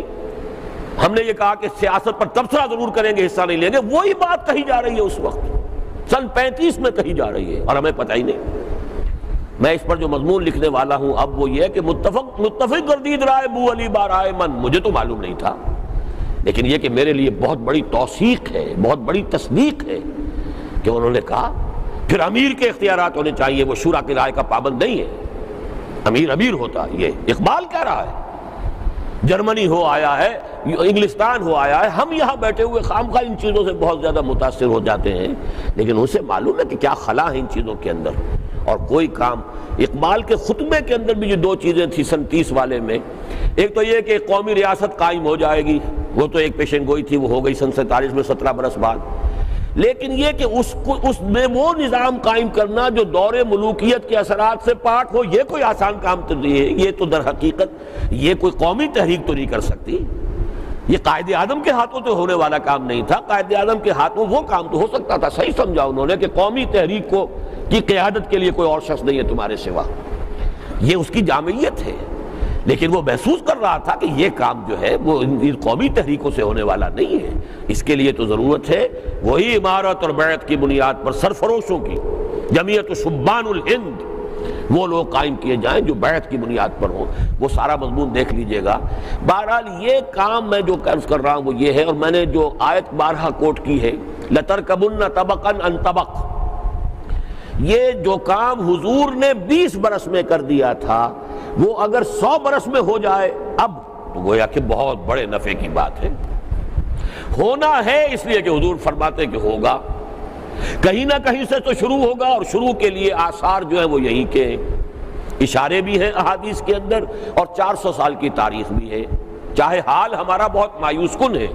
لیکن ماضی کو دیکھیے اور مستقبل کے لیے جو پیشن گوئیاں ان کو دیکھیے، اس حوالے سے اس فریم میں فکس کیجئے اس معاملے کو کہ یہ کام ہمارا کہاں سے ہوتا ہوا کہاں تک پہنچا ہے۔ اس کا ایک تسلسل ہے، یہ کوئی بولڈ فرام دی بلو نہیں ہے۔ یہ بھی غلطی رہی ہے ہمارے داعیوں کی، جو پہلے داعی تھے وہ اس طرح لوگوں کے سامنے اپنے آپ کو پیش کرتے رہے گویا کہ یہ سارا پہلی مرتبہ مجھ ہی پر الہام ہوا ہے۔ یہ بھی غلطی تھی، شارٹ سائٹڈنس تھی۔ حالانکہ چاہیے تھا کہ بتاتے کہ میں نے ان سے لیا ہے، ان سے لیا ہے۔ مولانا مودودی نے ابوالکلام سے جو کچھ لیا، علامہ اقبال سے جو کچھ لیا، کھل کر اعتراف کرتے ہیں۔ اس میں کیا ہے؟ اختلاف کہاں ہے وہ بھی بیان کرتے ہیں۔ تو میں نے جس طریقے سے اپنا شجرہ نسب بیان کیا ہے کہ میں نے کہاں کہاں سے لیا ہے، اور اس میں تسلسل ہے، تواتر ہے، روایت اس کا ایک معاملہ ہے۔ بہرحال میں آپ سے یہ کہہ رہا ہوں جب کہ اب یہ اگلی نسل میں ہو جائے گا تو اس کے معنی کیا ہیں؟ گویا کہ ہماری جو اب نئی نسل ہمارے سامنے بیٹھی ہے ان کے کندھوں پر اس کا آخری مرحلے کا بوجھ آئے گا۔ اپنی خودی پہچان او غافل افغان، ماضی کا صحیح شعور ہونا چاہیے، اور یہ کہ آئندہ کیا، وہ جو اقبال نے کبھی کہا تھا سبق پھر پڑھ شجاعت کا، عدالت کا، صداقت کا لیا جائے گا تو اس سے کام دنیا کی امامت کا۔ یہ نشأت ثانیہ کا عمل انشاءاللہ اب اگلی نسل میں اگر پورا ہونا ہے تو گویا کہ بہت بڑی ذمہ داری، اگر بر عظیم پاک و ہند کے مسلمانوں کو محسوس کرنا چاہیے کہ 400 برس کے مجددین امت کی ساری جو بھی مساعی ہیں اس کی امانت کا بوجھ بحیثیت مجموعی پوری امت کے اوپر ہے، تو آپ کو محسوس کرنا چاہیے کہ یہ جو 100 برس میں انقلابی تحریک اور انقلابی فکر اور اس کی تدوین اور پھر اس کی تعمیل کے لیے جو کوششیں ہوئی ہیں 80 برس میں جو ہوئی ہیں، ان کو سمجھیے کہ اب اس کی وراثت آپ کو منتقل ہونے والی ہے، اور اس کی ذمہ داری اس کے فائنل فیز کی اب اٹھانی ہے۔ اس سے جو ہے پھر چیلنج جب سامنے آتا ہے کہ ہماری منزل اب کیا ہے آگے، اس سے آپ کو اندازہ ہوگا کہ آپ کو اب آگے ذرا بڑھنا ہے۔ چنانچہ اب میں آ رہا ہوں آخری بات کی طرف۔ دو باتیں آپ حضرات سے کہنی ہے مجھے اس وقت، بلکہ چاہیں تو تیسری کہہ لیں اس کو، پہلی اسی کو نوٹ کر لیں کہ اپنی اہمیت کو پہچانیے۔ اس کے حوالے سے جو باتیں آپ سے میں کر رہا ہوں، پہلی بات کونوا عباد اللہ اخوانا۔ آج صبح میں جب جا رہا تھا تو جس حدیث کا درس ہونے والا تھا اس میں یہ الفاظ بھی آئے تھے، اور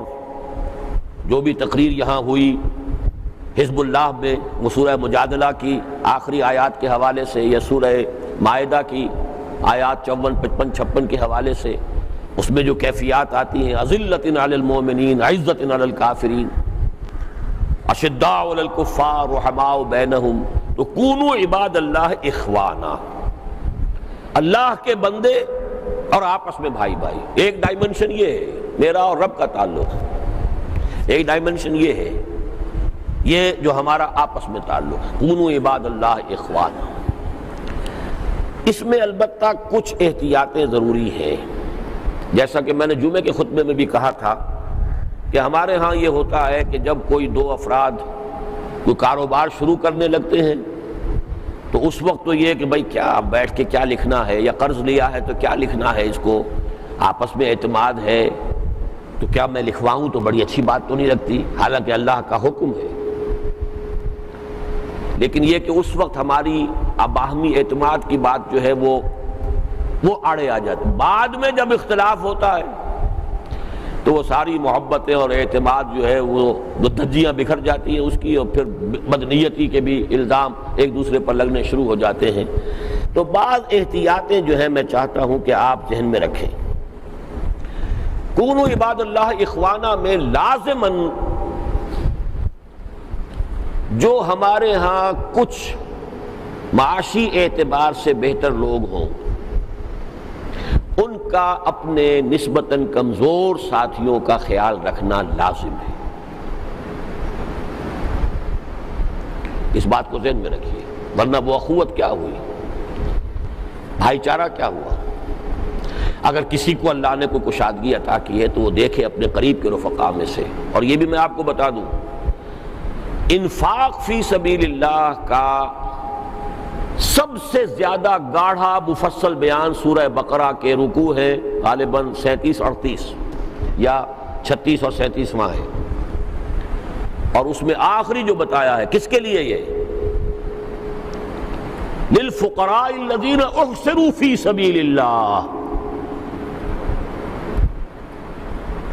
یہ ہے اصل شے۔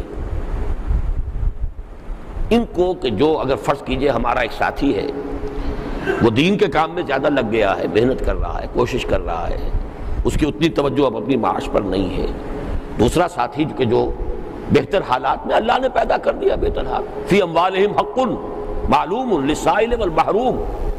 تو اس میں خاص طور پر ایک دوسرے کی امداد کو سامنے رکھنا یہ بہت ضروری ہے۔ لیکن اس میں احتیاط کیا ہے؟ دیکھیے، ایک امداد ہوتی ہے اعانت، آپ کا داہنا ہاتھ جو دے وہ بائیں کو پتہ نہ چلے۔ نمبر 2، اس میں آپ اپنی کوئی دھونس نہ جمانا شروع کر دیں، بلکہ یہ جو سورہ مائدہ میں الفاظ آئیں، یؤتوا الزکاۃ وہم راکعون، یہ در حقیقت اسی لیے ہے کہ اس وقت فروتنی ہو کہ بھائی اگر آپ یہ میرا تعاون قبول کر رہے ہیں تو گویا کہ آپ مجھ پر احسان کر رہے ہیں، میرا کوئی احسان آپ پر نہیں ہے۔ یہ دو چیزیں ہیں، اعانت، مدد کوئی ہو، لیکن اس میں نمبر 1 اگر قرض حسنہ ہے، ایک اعانت آپ نے دے دیا، ہدیہ ہے، تحفہ ہے، اعانت ہے، ٹھیک ہے، نیکی کر دریا میں ڈال، وہ معاملہ تو ہے سادہ اور سیدھا۔ اگر وہ قرض حسنہ ہے تو ہمارے ہاں یہ طے ہے کہ بغیر میری اجازت کے 2 رفقا کے مابین قرض حسنہ کا معاملہ نہیں ہوگا۔ قرض حسنہ دینی حلقوں میں بدنام ترین شے ہے، قرض حسنہ کے نام پر خیرات مانگی جاتی ہے، اور قرض حسنہ کو یہ سمجھ لیا گیا ہے کہ قرض حسنہ اسے کہتے ہیں، ہمارے ایک ساتھی لطیفے کے طور پر بیان کیا کرتے ہیں کہ قرض حسنہ وہ ہے جو واپس مانگا جائے تو آدمی ہنس پڑے بس۔ قرض حسنہ یہ بہت غلط بات ہے، اور اس ٹرینڈ کو ہمیں روکنا ہے سختی کے ساتھ۔ اسی طریقے سے کوئی کاروباری شراکت ہو، اس کا معاملہ بھی پوری طرح تفاصیل کے اندر طے ہونا چاہیے، اور اس میں بھی نظم کے ساتھ، اجازت کے ساتھ ہونا چاہیے، کیونکہ جھگڑا اگر ہوگا تو پھر ہم لوز کریں گے اپنے کسی ساتھی کو۔ We are a party to it. اگر آپ کوئی کاروباری اشتراک کرنا چاہتے ہیں، اس کی کیا شرائط ہیں، یہ سب ہمارے علم میں لائیے، اور پھر کوئی کاروباری شراکت کیجئے تنظیمی حلقے کے اندر۔ باہر کوئی مسئلہ ہے وہ آپ کا علیحدہ مسئلہ ہے، تنظیم کے 2 رفقا کا اگر کوئی معاملہ ہوگا، قرض حسنہ کا، اور یہ پہلے سے سرکولرز ہیں ہمارے، لیکن بہت سی چیزیں ہمارے جو سرکولرز ہیں وہ رکھے رہ جاتے ہیں، وہ یاد نہیں رہتے لوگوں کو۔ تو میں صرف یہ چاہتا ہوں کہ ان سرکولرز کی بلکہ مرکز والے نوٹ کر لیں کہ اثر نو جو ہے ان کی طرف توجہ جو ہے وہ دلوائی جائے۔ تیسری احتیاط ہم نے یہ کی ہے، جو ہمارا ہمہ وقت کارکن ہو جسے کوئی تنخواہ مل رہی ہو، اس کو کوئی اعانت بھی آپ نہیں دے سکتے، کوئی ہدیہ نہیں دے سکتے بغیر ہماری اجازت اور علم کی۔ یہ بھی ایک بہت بڑا رکھنا ہے تنظیمی اعتبار سے، اور اس کا سد باب، اس کے بعض تجربات ہمیں ہوئے بہت تلخ، اور اس کے بعد ہم نے یہ فیصلہ کیا اگر جو بھی ہم پیش کر سکتے ہیں اس کے لیے کفاف، اگر وہ اس کے لیے کافی نہیں ہے تو ملازمت چھوڑ دے، کوئی اور کام کرے۔ لیکن یہ کہ اس حوالے سے دوسرے لوگوں سے مدد لینا، اور وہ پھر سارا اندھا کھاتا ہوگا، کچھ پتہ نہیں کس نے کیا مدد دی ہے اور کیا نہیں کیا ہے، ادھر سے وہ بھی مدد کر رہا ہے، ادھر سے وہ بھی مدد کر رہا ہے، ادھر سے وہ بھی مدد کر رہا ہے۔ اور بعض جگہ ہمارے علم میں یہ آیا کہ وہ مدد لے لے کے انویسٹمنٹ کر دی گئی، اور انویسٹمنٹ بھی کی وہ جو یہاں پہ ہوتی تھی وہ کمپنیاں، وہ جن سب کا بیڑا ایک دم غرق ہوا بعد میں۔ اور وہ یہ کہ مدد ہو رہی ہے اس حوالے سے کہ چونکہ ان کی تنخواہ تو کم ہے تو ٹھیک ہے، اب اس نے بھی مدد کر دی، اس نے بھی مدد کر دی، اس نے بھی مدد کر دی، اور اس میں وہ بچت کر کے اور پیسے لگا کے انویسٹ کر دیے۔ یہ جو ہے چونکہ انسان ہے، جس کو ہمارے ہاں کولوکیل لینگویج میں کہتے ہیں بندہ بشر ہے، لہذا احتیاطوں کی بڑی سخت ضرورت ہے۔ اعانت دینی ہے کسی ایسے ساتھی کو کہ جو تنظیم سے کوئی تنخواہ نہیں لے رہا، ٹھیک ہے آپ دیں، اور اس کا نہ ہم سے ذکر کرنے کی ضرورت ہے نہ کہیں اور ذکر کرنے کی ضرورت ہے، وہ خالص ذاتی معاملہ اعانت ہے، مدد ہے، جو بھی کرے، اس میں قطعاً کسی طرح کے ضوابط اور قواعد کا کوئی مسئلہ نہیں۔ قرض حسنہ ہو یا کوئی شراکت کاروبار ہو، اس کی ساری تفاصیل ہمارے علم میں آنی چاہیے، اجازت دی جانی چاہیے، اور جو تنظیم کے پے رول پر ہوں ان کو کوئی ہدیہ، کوئی تحفہ، کوئی بھی قسم کی اعانت جو نہیں دی جا سکتی بغیر میری اجازت کے۔ یہ چیزیں نوٹ کر لیجیے۔ دوسری بات جو مجھے آپ سے کہنی ہے وہ وہی مصرع ہے جو کبھی میں نے عزم میں شائع کیا تھا، ساتھیوں مشعلوں کو تیز کرو۔ دیکھیے میں واقعہ یہ ہے کہ اپنا ایک احساس کچھ آگے آپ سے کہنے سے پہلے بیان کر دوں۔ بعض رفقا جو میرے ہیں اور قریبی رفقا ہی سے میں واقف ہو سکتا ہوں، ہو سکتا ہے کہ ان سے کہیں زیادہ محنتی اور مخلص اور مشقت کرنے والے رفقا موجود ہوں کہ جن سے اب میرا ذاتی تعارف نہیں ہے۔ بعض رفقا کے حالات کو دیکھ کر میں کبھی کبھی سوچا کرتا ہوں کہ ان کے اندر جو محنت کا، مشقت کا جو مادہ ہے، جس درجے کی ایثار اور قربانی وہ کر رہے ہیں، تو میں سوچا کرتا ہوں کہ یہ کیسے ہو گیا ہے، یہ چیزیں میرے اندر تو ہے نہیں، یہ ایسے لوگ میرے گرد جمع کیسے ہو گئے۔ یہ میں قطعاً، میں نے جیسا کہ عرض کیا، کوئی انکساری میرے یہاں تصنع نہیں ہے، ما انا من المتکلفین، میں نے جو دعویٰ کیا ہے وہ بھی ڈٹ کر دیا آپ کے سامنے۔ لیکن یہ کہ جو میری اپنی عملی کیفیت ہے، جو میں اپنی لیمیٹیشنز کو دیکھتا ہوں، اس کے حوالے سے میں جب دیکھتا ہوں کہ میرے بعض ساتھی جو ہیں ان کا خلوص، ان کا اخلاص، ان کی محنت، ان کی مشقت، ان کا ایثار، ان کی قربانی، تو میں حیران ہوتا ہوں کہ میرے گرد یہ لوگ کیسے جمع ہو گئے۔ اور اس پر مجھے یاد آ جاتا ہے ایک قول، ایچ جی ویلز نے عجیب و غریب بات کہی ہے، میری تقریروں میں آپ نے اس کے کئی دفعہ حوالے سنے ہوں گے کہ حضور پر بڑے اس نے رقیق حملے بھی کیے، فیملی لائف پر، عائلی زندگی پر، جو بھی ہے وہ بس صرف تذکرہ کر رہا ہوں۔ لیکن ایک تو اس نے یہ کہ خطبہ حجۃ الوداع پر آ کر گویا کہ گھٹنے ٹیک دیے، سرنڈر کر دیا کہ اسلام کے اصول حریت و اخوت و مساوات کے واعظ تو دنیا میں پہلے بھی کہے گئے تھے، لیکن ماننا پڑتا ہے کہ یہ الفاظ جو محمد نے کہے صلی اللہ علیہ وسلم، یہ صرف الفاظ نہیں تھے بلکہ انہوں نے فی الواقع تاریخ انسانی میں پہلی بار ان اصولوں پر ایک معاشرہ قائم کر کے دکھایا۔ ایک تیسری بات جو اس نے بڑی عجیب کہی ہے، جس پر میں یہ کہا کرتا ہوں کہ بے وقوف اس کو تو چاہیے کہ خود اس کا جواب دے۔ وہ حضرت خدیجہ رضی اللہ تعالی عنہ، حضرت ابو بکر، حضرت عمر، یہ مختلف حضرات کا تذکرہ کر کے کہتا ہے، اب یہ نقل کفر نہ باشد، مجھے حیرت ہوتی ہے کہ محمد ایسے گھٹیا انسان کے گرد اتنے عظیم لوگ کیسے جمع ہو گئے۔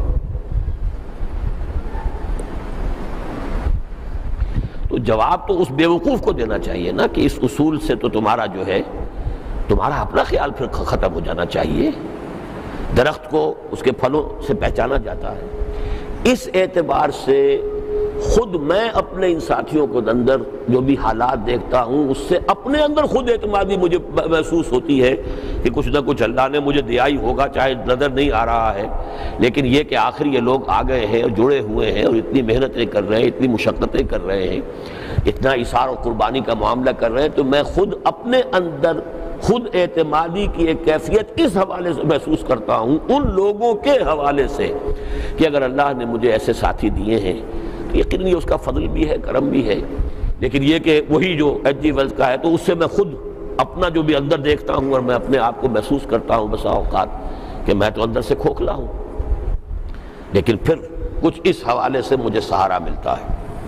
بہرحال اب اس کے بعد جو بات میں آپ سے کرنا چاہتا ہوں وہ یہ ہے، مبتدی حضرات،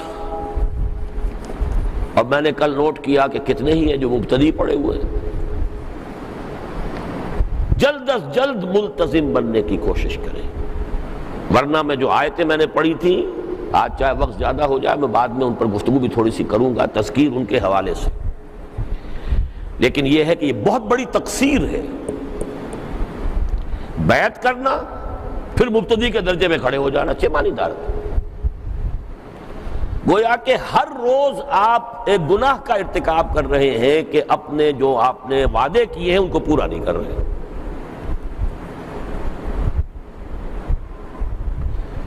تو مبتدی حضرات جلد از جلد ملتزم بنے، جو بھی تقاضا ہے اس کا پورا کریں۔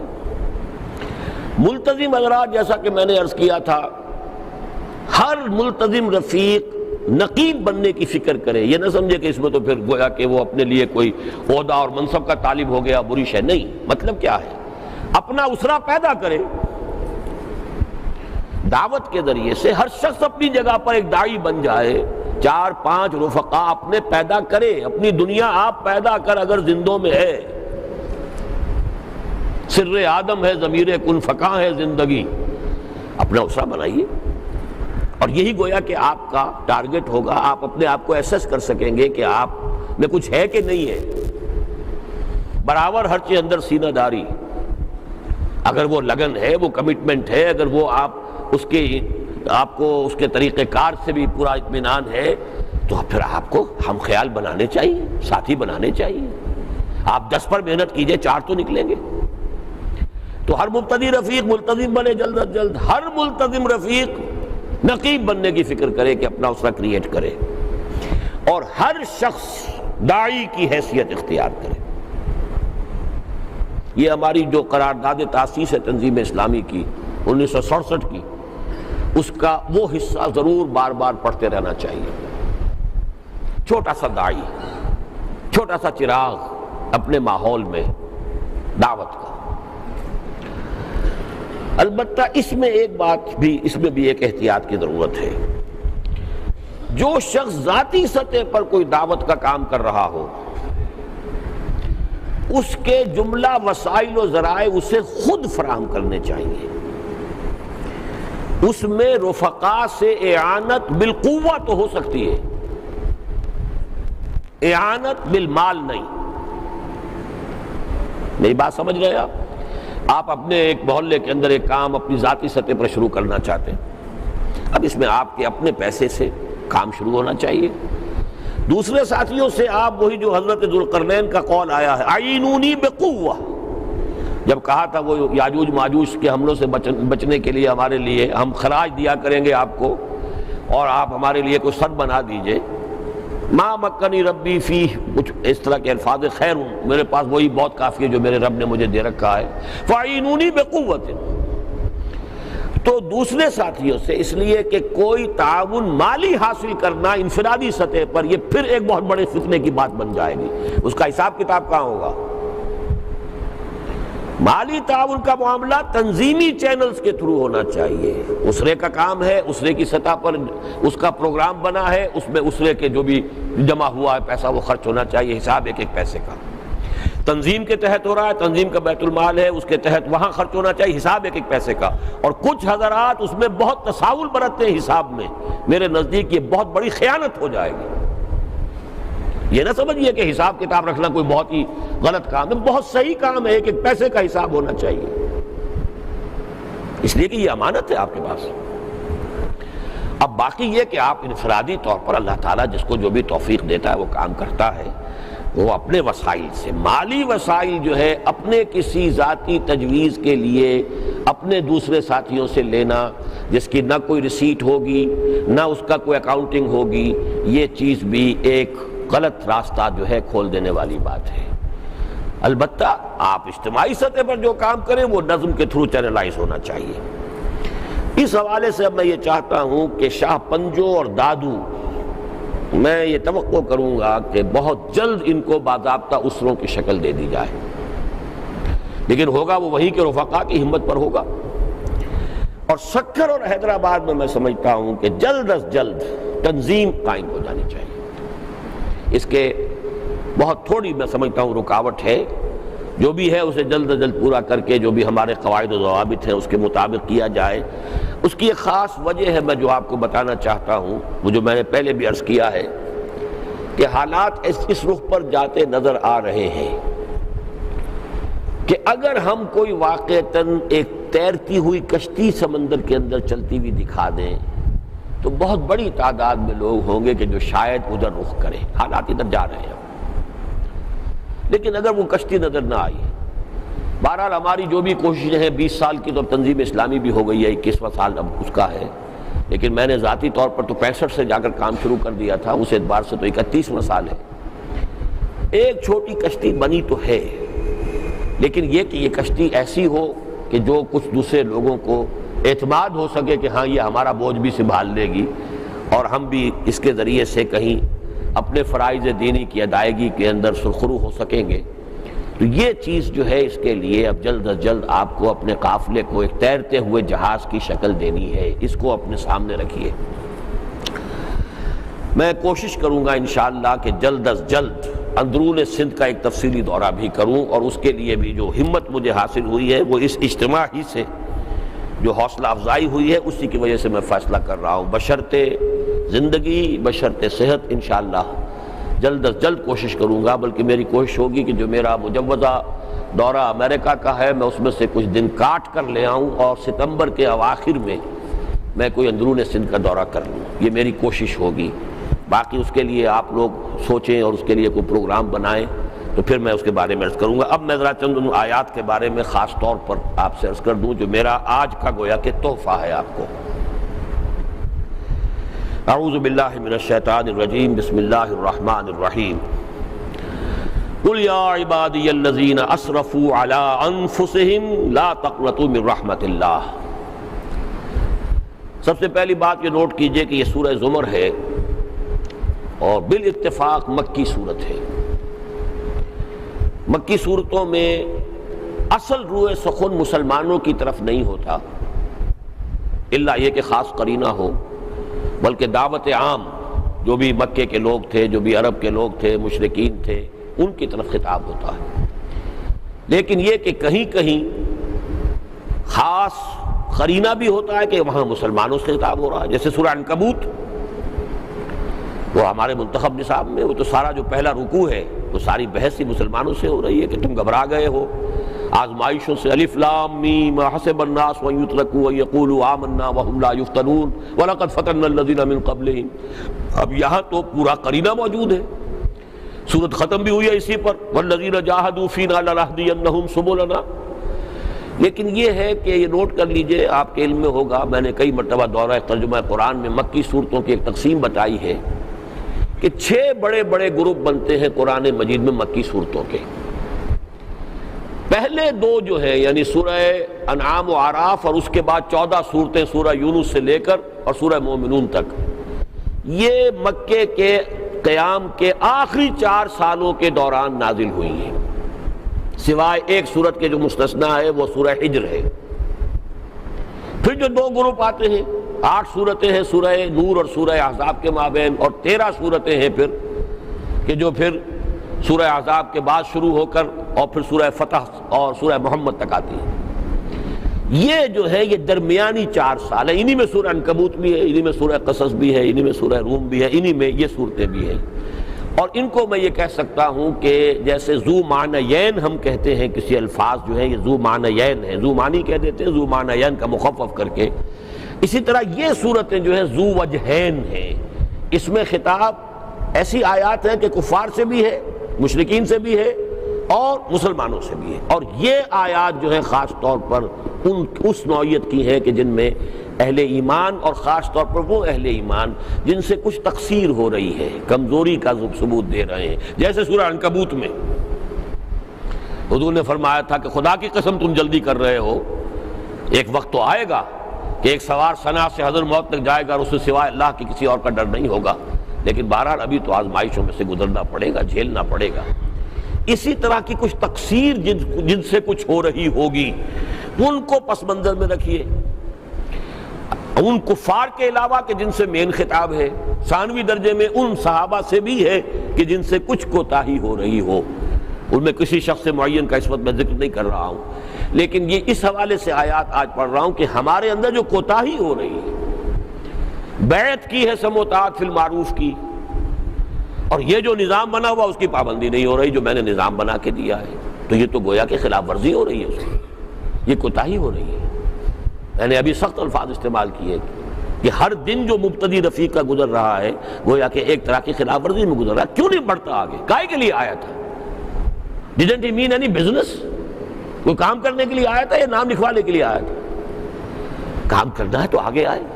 اور یہ ہم بتا چکے ہم اپنی اصل اسٹرینتھ تو صرف ملتزم رفقا کو سمجھتے ہیں، جن کے بارے میں ہمیں یہ اطمینان ہو کہ وہ نظم کے پابند ہیں، کبھی پکاریں گے تو آ جائیں گے۔ باقی یہ کہ ہمدرد تو اور بھی بے شمار ہوں گے، وہ تو جب آخری مرحلہ آئے گا ایسے لوگ نکل آئیں گے، ایسے بھی ہوں گے کہ جو ابھی کھجور کھاتا ہوا آئے اور کہے کہ صاحب حضور کے پاس آ کر پوچھا کہ یہ اگر میں اس میں مارا جاؤں تو کیا جنت میں جاؤں گا؟ کہ ہاں۔ انہوں نے کہا کھجوریں بھی کائے کو کھانی ہیں، اب اتنی دیر بھی کائے کو لگائیں۔ ایسے بھی ہیں کہ جنہوں نے ایک نماز پوری زندگی میں نہیں پڑھی ہے، صرف ادھر کلمہ پڑھا، ادھر آ کے جہاد میں شریک ہوئے اور شہید ہو گئے،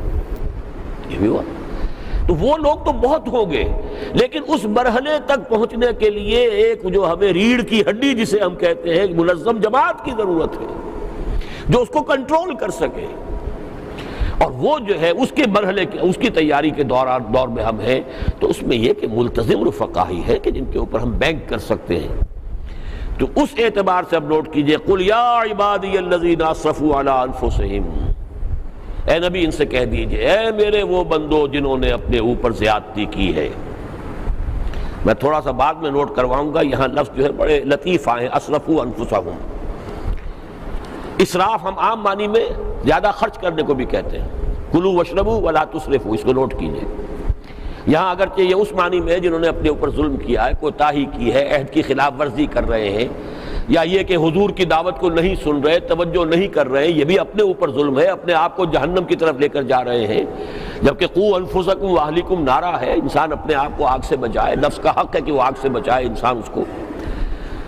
اب وہ لوگ یا عبادی الذین اسرفوا علی انفسہم لا تقنطوا من رحمت اللہ، اللہ کی رحمت سے مایوس نہ ہونا،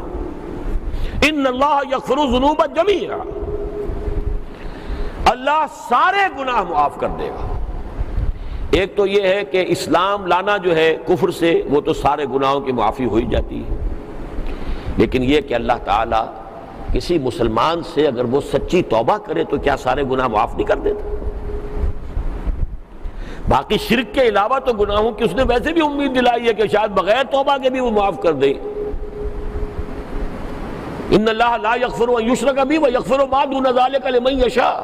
تو شرک سے بھی توبہ کر لیے تو انسان وہ بھی معاف ہوگا لازماً۔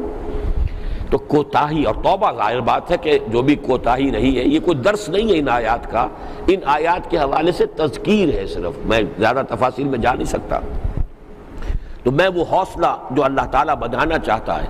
اس لیے جب نا امیدی ہو جاتی ہے پھر وہ انسان کے اندر عمل کی ہمت نہیں رہتی۔ امید ہو اللہ بخش دے گا، معاف فرما دے گا، تو ساری کوتاہی جو اب تک ہوئی ہے اس سب کا ازالہ ممکن ہے، لیکن اس سے پہلے پہلے کہ موت آ ہم کے، اور کیا پتہ کہ کل موت آ جائے۔ الم یعن للذین آمنوا ان تخشع قلوبہم لذکر اللہ، اس تاخیر کے اندر پڑے رہے اگر تو پھر ہو سکتا ہے کہ پھر وہ وقت اس کی مہلت نہ ملے۔ انہ هو الغفور الرحیم، یقیناً وہ بخشنے والا ہے، رحم فرمانے والا ہے۔ وَأَنِيبُوا إِلَىٰ رَبِّكُمْ وَأَسْلِمُوا لَهُ، اور رجوع کرو اپنے رب کی جانب، اس کی جناب میں، اور اس کے سامنے سر تسلیم خم کر دو۔ من قبل ان یاتیکم العذاب ثم لا تنصرون، اس سے پہلے پہلے کہ تم پر عذاب آ جائے اور پھر تمہاری مدد نہیں کی جائے گی۔ یہاں مین خطاب کفار سے، نوٹ کر لیجئے، لیکن یہ نہ سمجھیے کہ مسلمانوں پر عذاب نہیں آتا۔ سورہ انفال میں صراحت کے ساتھ مسلمانوں سے خطاب کر کے کہا گیا ہے وَاتَّقُوا فِتْنَةً لَا تُصِيبَنَّ الَّذِينَ ظَلَمُوا مِنْكُمْ خَاصَّةً، وہاں خطاب کفار سے نہیں ہے، سیدھی سیدھی بات ہے. یا ایھا الذین آمنوا استجیبوا للہ وللرسول ولرسولہ غالبا. تو نوٹ کیجئے وہاں کس سے بات ہو رہی ہے؟ واتقوا فتنۃ لا تصیبن الذین ظلموا منکم خاصہ وانیبوا الی ربکم واسلموا لہ من قبل ان یاتیکم العذاب ثم لا تنصرون. اب بڑی پیاری آیت اس سورت کی، نہایت پیاری آیت. واتبعوا احسن ما انزل الیکم، پیروی کرو جو چیز تم پر نازل کی گئی ہے اس کے بہترین کی. یہ کس معنی میں ہے؟ کیا قرآن مجید میں کوئی بری شے بھی ہے یا کمتر بھی ہے؟ مراد کیا ہے؟ احسن ما انزل الیکم، رتبے ہیں، مرتبے ہیں، آگے سے آگے بڑھو. کہیں کوئی رخصت کا پہلو نکلتا بھی ہو تو رخصت کا پہلو مت اختیار کرو، عظیمت کا پہلو اختیار کرو. دنیا میں جب تمہارا معاملہ یہ ہے کہ ہے جستجو کہ خوب سے ہے خوب تر کہاں، کیا ہر وقت اس کی کوشش میں نہیں رہتے کہ اپنے معیار زندگی کو بلند کرو، بہتر سے بہتر کھا سکو،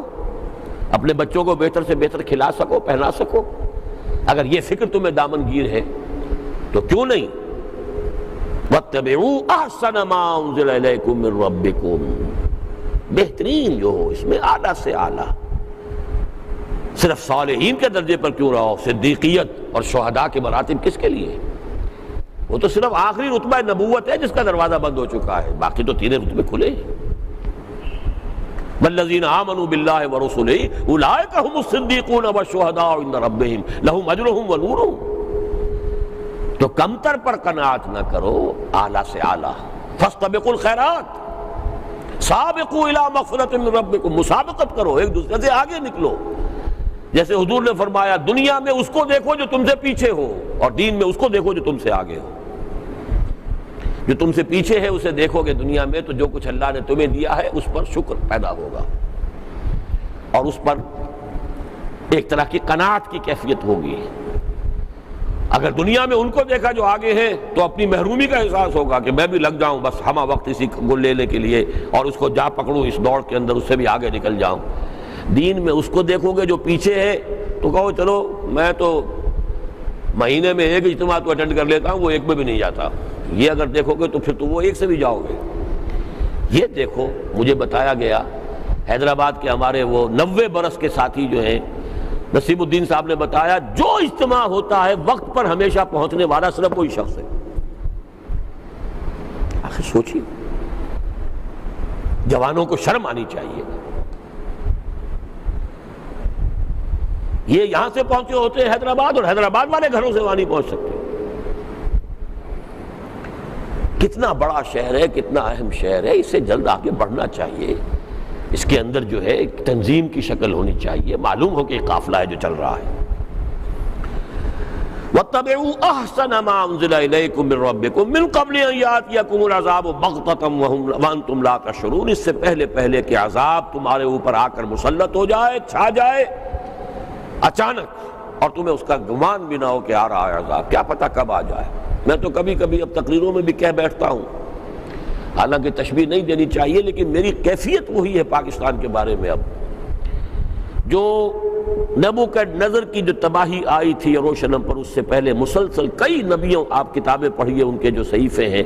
اولڈ ٹیسٹمنٹ میں، جب تباہی ہو گئی ہے تو ایک نبی کے اس قدر دلدوز الفاظ ہیں، یروشلم یروشلم، میں نے کتنا چاہا کہ جیسے مرغی اپنے بچوں کو اپنے پروں تلے چھپا لیتی ہے میں تجھے بھی بچا لوں. اندازہ کیجئے ایک شہر 12 لاکھ کا جو ایسا اجڑا ہے کہ جس کو دیکھ کر حضرت عزیر یہ کہہ بیٹھے اللہ کے نبی انا یحیی اللہ ھذہ بعد موتھا، یہ بستی جس طرح اجڑی ہے اب اللہ اسے کیسے دوبارہ زندہ کرے گا. فاماتہ اللہ 100 عام، 100 برس کی موت ان کے اوپر طاری کی ہے. اس 100 برس کے عرصے میں کیپٹیوٹی کا دور ختم ہوا ہے. پھر یہ گئے ہیں وہاں پر اور جا کر انہوں نے جو دعوت توبہ، توبہ کرو، ریپینٹ، توبہ کرو، اس کے بعد اس قوم نے توبہ کی ہے. پھر ایک عظمت آئی ہے، مکہ بھی سلطنت قائم ہوئی ہے.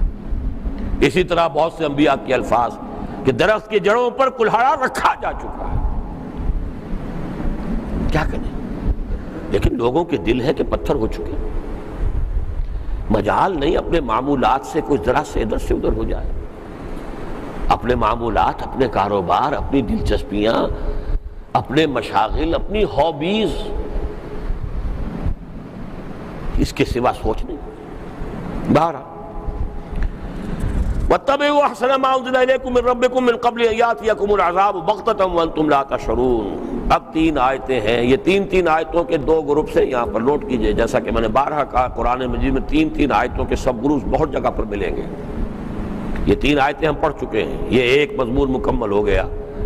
لیکن اب یہ 3 آیتیں پڑھیے۔ ان تقول نفس یا حسرتا علی ما فرطت فی جنب اللہ، مبادا پھر کوئی جان یہ کہے، کوئی انسان یہ کہے، وائے حسرت، میں نے کیا کوتاہی کی اللہ کے بارے میں، اللہ کی جناب میں۔ یہاں میں خاص طور پر نوٹ کرتا ہوں اسرفوا علی انفسہم اور وما فرطت فی جنب اللہ۔ افراط و تفریط، اسراف افراط کا ہم وزن ہے، فرط و تفریط سے ہے۔ ہوتا تو یہی ہے، ہم نے اپنے نفس کے لیے افراط کی اور اللہ کے لیے تفریط کر دی۔ میرے پاس کچھ وقت ہے، کچھ صلاحیت ہے، کچھ توانائیاں ہیں، کچھ ذہانت ہے، یہی تو ہے نا، کچھ وقت ہے، مہلت ہے، اس کو میں انویسٹ کرتا ہوں، لگاتا ہوں، کھپاتا ہوں۔ کل نفس یغدو فبائع نفسہ فموتقھا وموبقھا۔ اب یہ کہ میں نے کتنا اللہ کی جانب میں صرف کیا اور انویسٹ کیا، اور کتنا اپنے نفس کی جناب میں اور اس کے جانب میں صرف کیا اور انویسٹ کیا، اسی پر سارا دار و مدار ہے۔ یا عبادی الذین اسرفوا علی انفسہم۔ اسراف ایک تو وہ زیادتی اور ظلم کہ جہنم کی طرف جا رہے اور اپنے نفس کو نہیں بچا رہے، لیکن یہ اسراف کا لفظ، جو بھی کچھ ہم خرچ کر رہے ہیں اپنے اوپر، اپنی کمفرٹس پر، اپنی آسائشوں پر، نمود و نمائش پر، یہ سب کیا ہے؟ یہ در حقیقت ہم اپنے آپ کو انویسٹ کر رہے ہیں، ہماری ہی توانائیاں اور قوتیں اور صلاحیتیں اور اوقات ہیں جو کنورٹ ہوتی ہیں پیسے میں، اور پیسہ لگتا ہے ان چیزوں میں۔ ہم نے کھپایا اپنے آپ کو، فبائع النفس۔ تو مبادا کوئی کہے جان اس روز، کوئی شخص کہے یا حسرتا علی ما فرطت فی جنب اللہ، ہائے وائے حسرت اور ناکامی، وہ کوتاہی جو مجھ سے ہوئی اللہ کے بارے میں، اللہ کی جناب میں، اللہ کی جانب۔ وَإِن كُنتُ لَمِنَ السَّاخِرِينَ۔ اب یہ خاص طور پر ان کفار کے معاملے میں ہے، میں تو یقیناً صرف ہنسی مذاق ہی میں لگا رہا، میں نے سنجیدگی سے سوچا ہی نہیں، سنجیدگی سے غور ہی نہیں کیا۔ کاش کہ میں نے سنجیدگی سے سوچا ہوتا، غور کیا ہوتا۔ لیکن اسی کا عکس لیجئے اپنے اوپر، سنجیدگی سے سوچیں ہم کہ ہم کتنا حصہ ڈال رہے ہیں اپنی توانائیوں اور قوتوں کا دین اور اس کی اقامت کی جد و جہد، اللہ کا دین ہے، اس کی اقامت کی جد و جہد میں، اور کتنا حصہ ہم نے ڈال دیا ہے اپنے اور اپنے اہل و عیال کے لیے۔ او تقولا، یا یہ 3 شکلیں ہیں اب یہ حسرت کی، یا وہ یہ کہے لو ان اللہ ہدانی لکنت من المتقین، اگر اللہ نے مجھے ہدایت دی ہوتی تو میں بھی متقی ہو جاتا۔ یہ ہے وہ انسان کا جھگڑالو پن، اللہ ہی نے ہدایت نہیں دی مجھے۔ شیطان نے بھی اللہ کے ذمہ لگایا، رب فبما اغویتنی، تو نے مجھے اغوا کیا ہے اور تو نے مجھے گمراہ کیا ہے۔ اور یہی بات بڑا خوبصورت واقعہ ہے حضور کی سیرت کا کہ حضور ایک مرتبہ حضرت فاطمہ حضرت علی کے گھر تشریف لائے، بیٹی داماد۔ حضرت علی سوئے ہوئے تھے، یا تو یہ کہ اعلیٰ صبح کا وقت ہوگا کہ تہجد کے لیے نہیں اٹھے، یا کیا کوئی اس طرح کا معاملہ ہوا، تو حضور نے ذرا کچھ سرزنش کے انداز میں فرمایا کہ نماز کیوں نہیں پڑھ رہے ہو؟ حضرت علی نے کہا کہ اگر اللہ مجھے اٹھا دیتا تو میں پڑھ لیتا۔ تو حضور کے بارے میں آتا ہے اس واقعے میں کہ حضور نے پھر جواب تو کچھ نہیں دیا، ایک چھڑی آپ کے ہاتھ میں تھی، وہ آپ اپنی ران پر مارتے ہوئے کہ انسان بڑا جھگڑالو ہے، کان الانسان اکثر شیء جدلا، یہ جدال جو ہے انسان، اب یہ اس طرح کی بات کہ اللہ نے نہیں اٹھایا مجھے، اللہ اٹھا دیتا تو میں پڑھ لیتا وغیرہ۔ تو یہ در حقیقت اسی کو 1000 سے ضرب دے لیجئے تو ایک یہ انداز ہو سکتا ہے کہ کہے کہ لو اننی ہدانی، لو ان اللہ ہدانی لکنت من المتقین، او تقولا حین تری العذاب، یا پھر تیسری شکل یہ ہوگی جب عذاب کو دیکھے گا کہ اب آیا، شامت اعمال آ گئی، لو ان لی کرۃ فاکون من المحسنین، کاش کسی طرح میرے لیے دوبارہ لوٹنا ہو جائے دنیا میں، تو پھر تو میں مسلم ہی نہیں محسن بن جاؤں گا، جو سب سے اونچا درجہ ہے، واللہ یحب المحسنین۔ لیکن ظاہر بات ہے کہ پھر کوئی لوٹنے والی بات نہیں ہے، کہیں رجوع نہیں ہے، زندگی بس یہی زندگی ہے،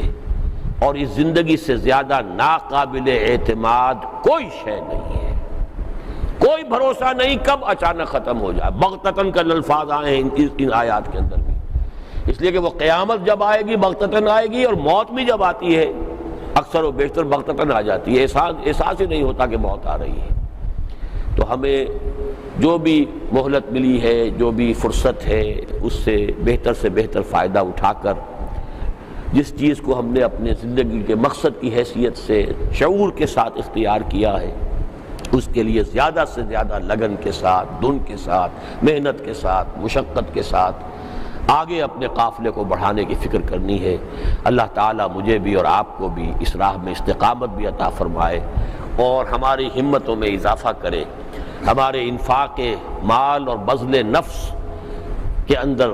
ترقی بھی دے اور برکت بھی عطا فرمائے۔ اقول قولی ھذا واستغفر اللہ لی ولکم ولسائر المسلمین والمسلمات۔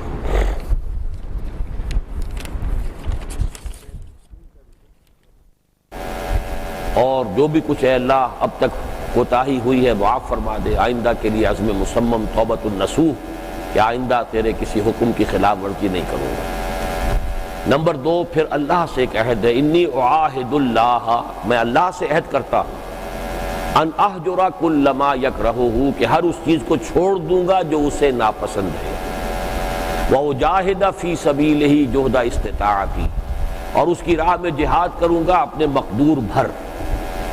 اور اس کا مفہوم کیا ہے، اس کی وضاحت آگے ہے، وَأُنفِقَ مالی، اپنا مال بھی خرچ کروں گا، وَأَبْذُلَ نَفْسِی، اور اپنی جان بھی کھپاؤں گا، لِإِقَامَتِ دِینِہ، اس کے دین کو قائم کرنے کے لیے، وَإِعْلَاءِ کَلِمَتِہ، اور اس کے کلمے کو سربلند کرنے کے لیے۔ یہ عہد اللہ سے ہے۔ وَلِأَجْلِ ذَلِکَ، اور اس مقصد کے لیے أُبَایِعُکَ، یہ بیعت آپ کی مجھ سے ہوگی، اور پھر اطاعت کرنی ہوگی بشرطے کہ وہ شریعت کے خلاف ہو۔ اگر شریعت کے اندر ہے تو پھر مسئلے خواہ مشکل والیسر، خواہ آسانی ہو، والمقصد خواہ اپنی ذاتی طبیعت آمادہ ہو، والمکر ہے خواہ اپنی طبیعت پر جبر کرنا پڑے، وعلی اثر علیہ، خواہ مجھ پر دوسروں کو ترغیب نہیں دیتا ہے۔ یہ نہیں کہوں گا میں پرانا خادم ہوں، آپ نے مجھے مدیر نہیں بنایا ہے، دعا والد کو بنا دیا، نہیں، یہ اختیار بھی میرا رہے گا، آپ کو اس پر اعتراض کا حق نہیں ہوگا۔ وعلیٰ اللہ، منافع نمرہ لہو، اور جنہیں ذمہ دار بنا دیں گے ان سے بھی جھگڑوں گا نہیں، ان کا بھی کہنا مانوں گا، اطاعت کروں گا، تعاون کروں گا۔ وعلیٰ نقول بالحق اینما کنت، البتہ حق بات، صحیح بات، اپنی رائے، اپنا مشورہ وہ ضرور پیش کروں گا جہاں کہیں بھی ہوگا۔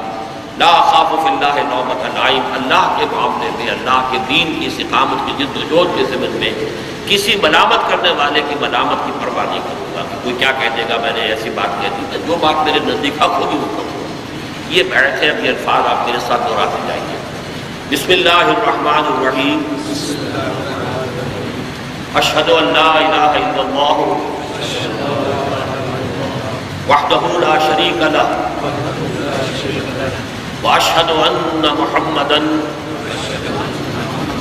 عبدہ ورسولہ صلی اللہ علیہ وسلم، استغفر اللہ ربی من کل ذنب واتوب الیہ توبۃ نصوحا، انی اعاہد اللہ ان اہجر کل ما یکرہہ واجاہد فی سبیلہ جہد استطاعتی وانفق مالی وأبذل نفسي لإقامة دينه وإعلاء كلمته ولأجل ذلك أبايعك على السمع والطاعة في المعروف في العسر واليسر والمنشد والمكره وعلى أصحاب علي وعلى أن لا أنازع الأمر أهله وعلى أن أقول بالحق أينما كنت لا أخاف في الله لومة لائم. میں نے آپ کی بیٹھ قبول کی، اللہ تعالیٰ آپ کو سعادت دینے اور پورا کرنے کی توفیق عطا فرمائے. دعا الحمدللہ الذی ہدانا لہذا وما كنا لنهتدي لولا ان هدانا اللہ.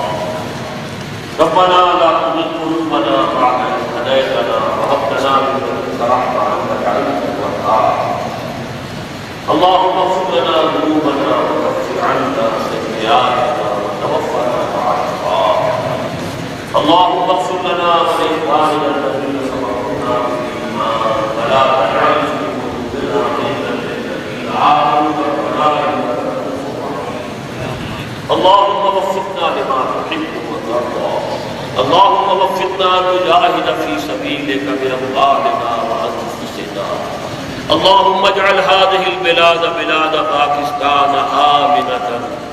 ووفقنا نقيم نظام الخلافة على منهاج النبوة فيها. اللهم ربنا تقبل منا إنك أنت السميع العليم وتب علينا إنك أنت التواب الرحيم. وصلى الله تعالى على خير خلقه محمد وآله وأصحابه أجمعين. ایک منٹ ٹھہریے، ایک دعا مانگیے. اللهم اجعلنا عبادك إخوانا. اللهم اجعلنا عبادك إخوانا. اللهم اجعلنا عبادك إخوانا. ہمارے ساتھی عابد امیر صاحب کے والد صاحب بیمار ہیں، ان کے لیے دعا کریں. اللهم اشفه وارحمه. اللهم اشفه وارحمه. اللهم اشفه وارحمه. واحد علی رضوی صاحب کی والدہ کا انتقال ہوا ہے حال ہی میں، ان کے لیے دعائیں بخشش. اللهم اغفر لها وارحمها وادخلها في رحمتك وحاسبها حسابا يسيرا. صلی اللہ تعالی علی خیر خلقہ نجیب صدیقی صاحب ہمارے بزرگ ساتھی بہت بیمار ہیں. اللہم اشفہ وارحمہ. اللہم اشفہ وارحمہ. اللہم اشفہ وارحمہ. ربنا تقبل منا انك انت السميع العليم وتب علينا انك انت التواب الرحيم. وصلى الله تعالى على خير خلقه محمد وآله وأصحابه أجمعين برحمتك يا